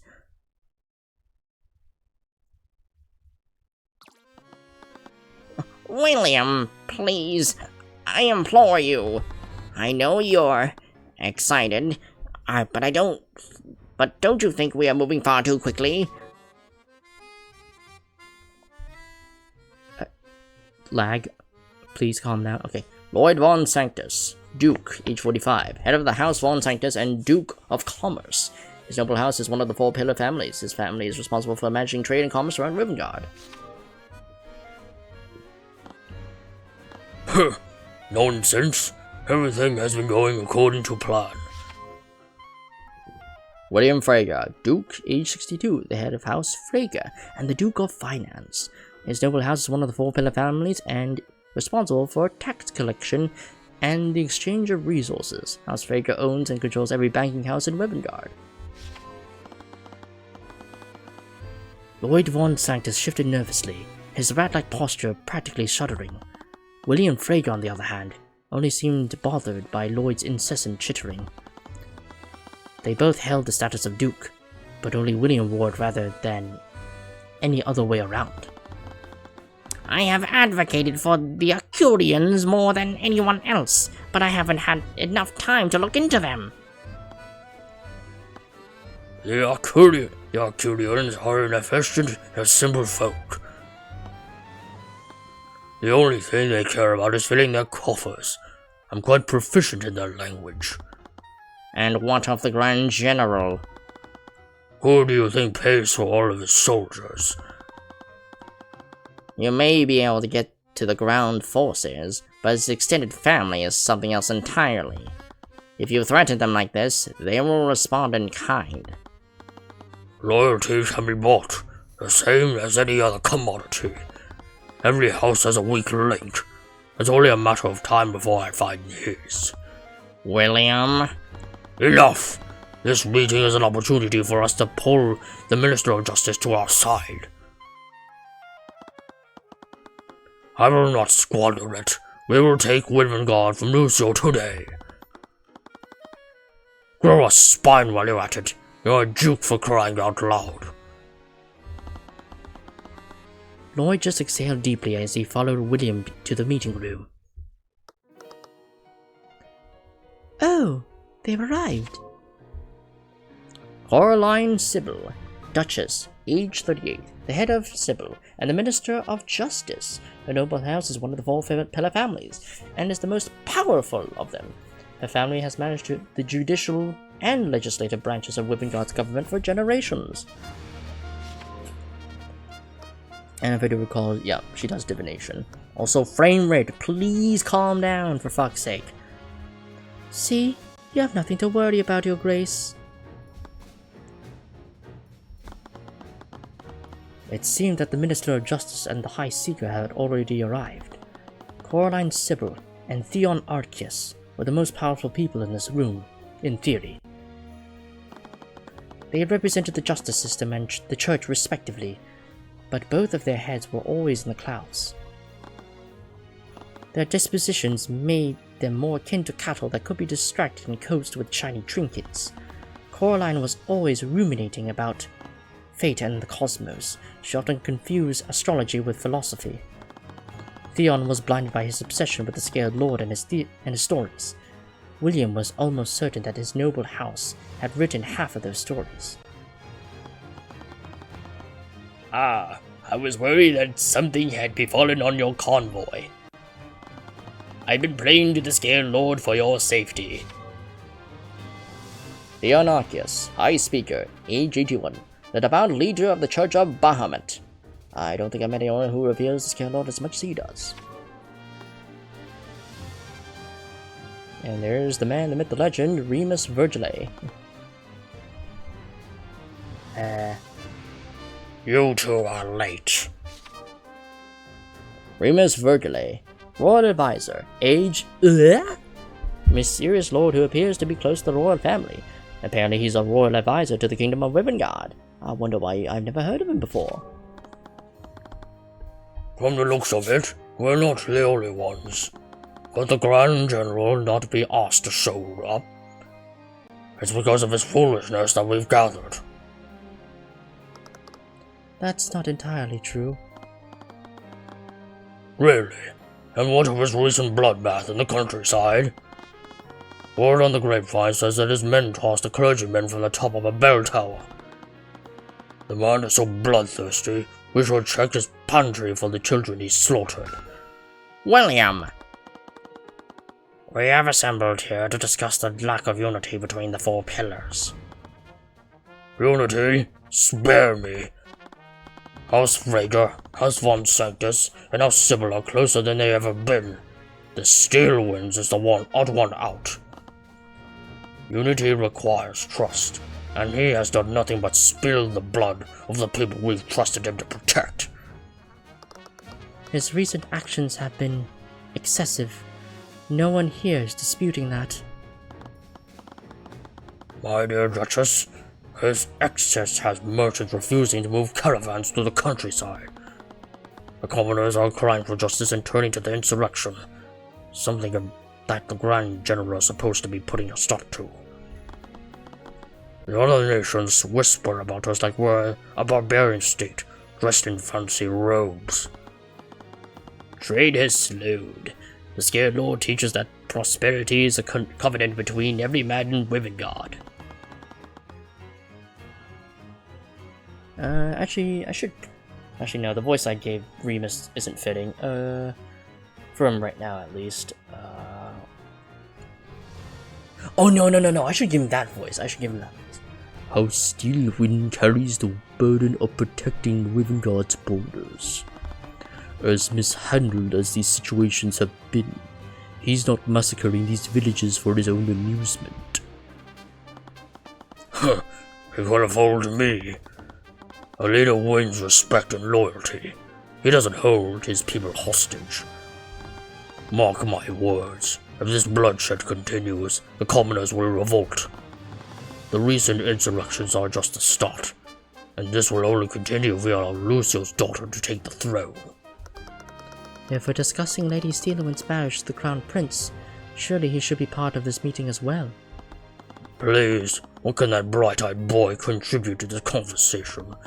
The only thing he's good for is holding fundraisers and cutting red ribbons. William, he's the heir to the throne. Come now, the true rulers of Rivengard are all assembled in this room. I'll admit, the House of Lords has received more petitions against Lucio than any other general in Rivengard's history.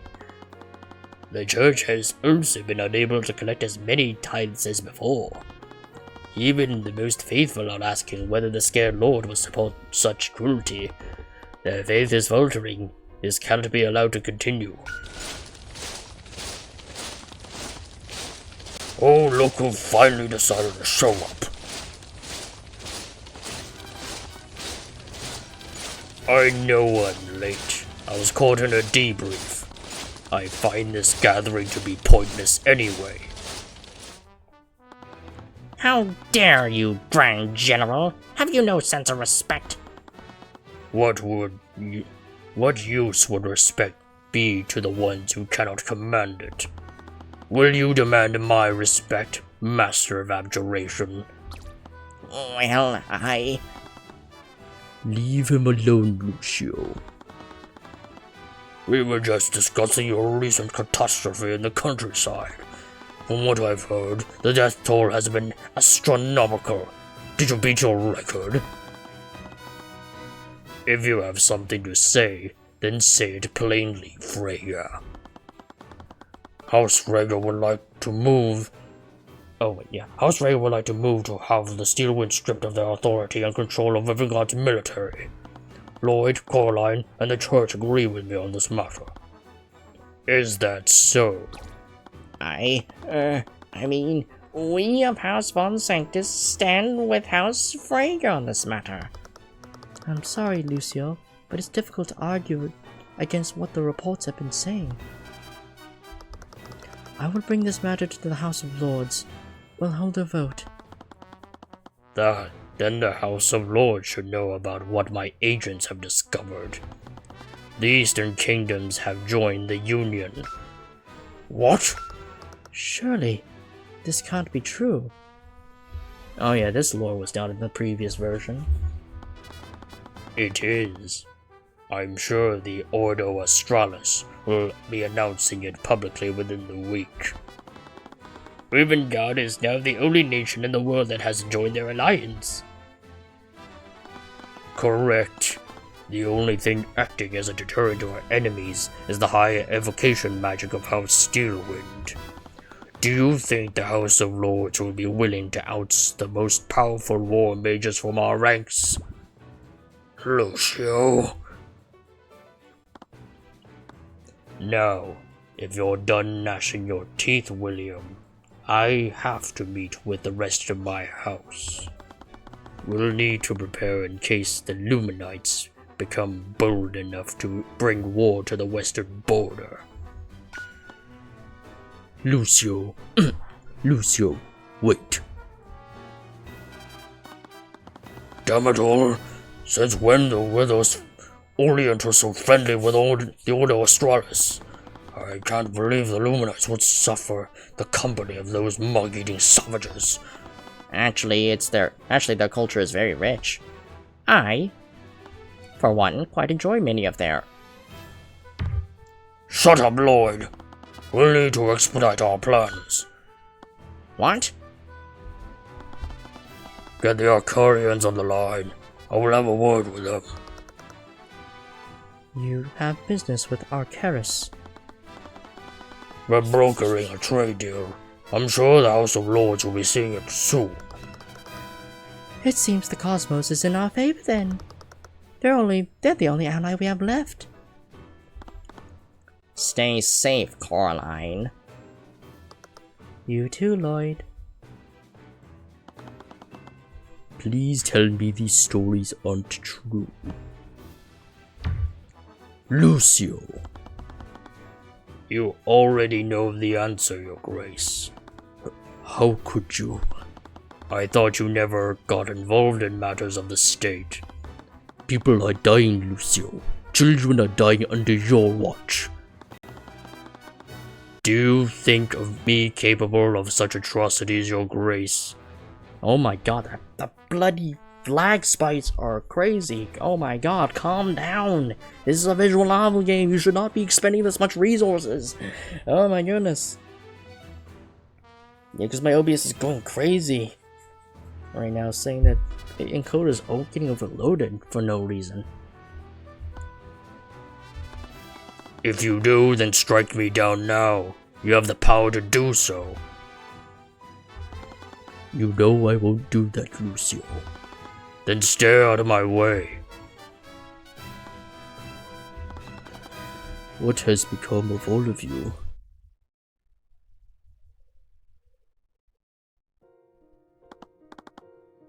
Pierce?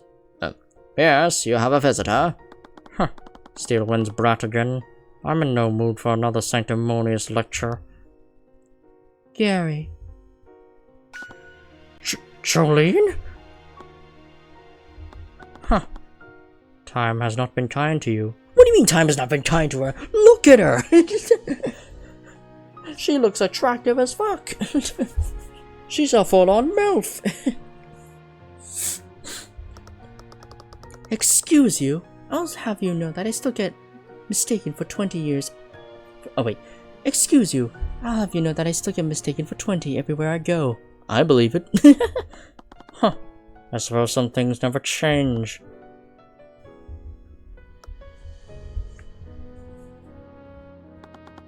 Let's get on with it then. What? Go on, yell at me, curse at me. I doubt anyone would lift a finger if you opened the cell and beat me half to death. So, do it! Ah.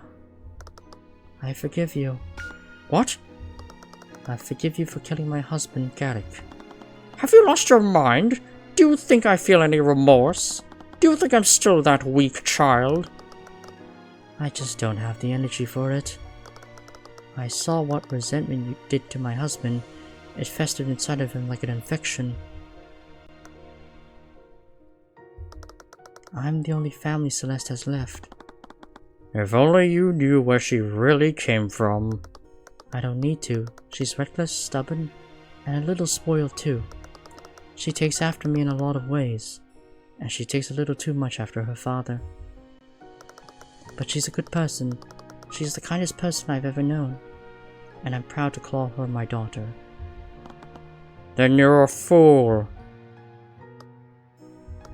Daddy, Flintheart didn't blame you for what happened to Effie. That's a lie. All he ever did was blame me. He didn't blame you until you shut yourself away in your manner. We were all in so much pain over what happened, and you abandoned us. And you expect me to apologize for that? Effie always loved that spell. What? Do you remember how she danced in the lake while you shaped the water around her feet? She thought that spell was the most beautiful thing she'd ever seen. That person died a long time ago. Effie or you?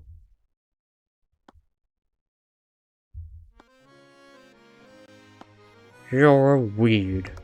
Excuse me? That's all you are, Jolene. A wilting weed on the road waiting to be trampled over by this cold, wretched world.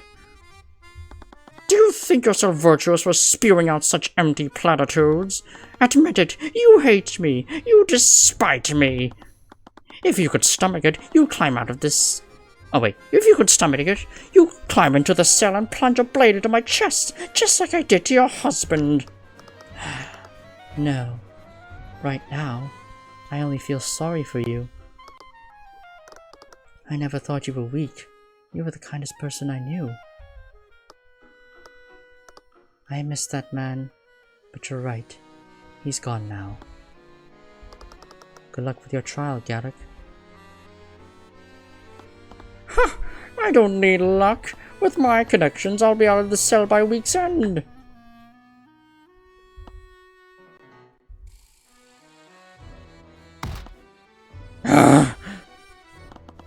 I'll show you.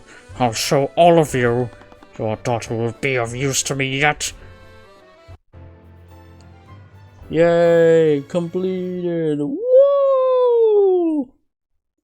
I really liked how they expanded on the characters in this case. Especially Garrick, because in the previous version they didn't really do much of that for Garrick. But in this case they actually expanded more about this, even including even getting Celeste's mom more involved, other than just simply having her appear in this case and in the after credits when she was asking whether Celeste, asking how long until she has grandchildren from Celeste. The only thing that I have to critique about is the random lag spikes that happen with this game. Like, it should not be doing this. I don't know why. Valerie Ioannis. Kitchen oh, I know who this is. Yeah. How are we going to get out of this? How are we going to get all of this out on time? The myriad of empty plates laid around the kitchen filled with Valerie with dread. It was almost time for breakfast, and soon the students. Oh wait, hold on. Shit. Wait, no. I think this game already jumped to the next case already. Shit. In that case, I'll need to save. Because I think the scene's already... Yeah, the case is already moving on to the next case.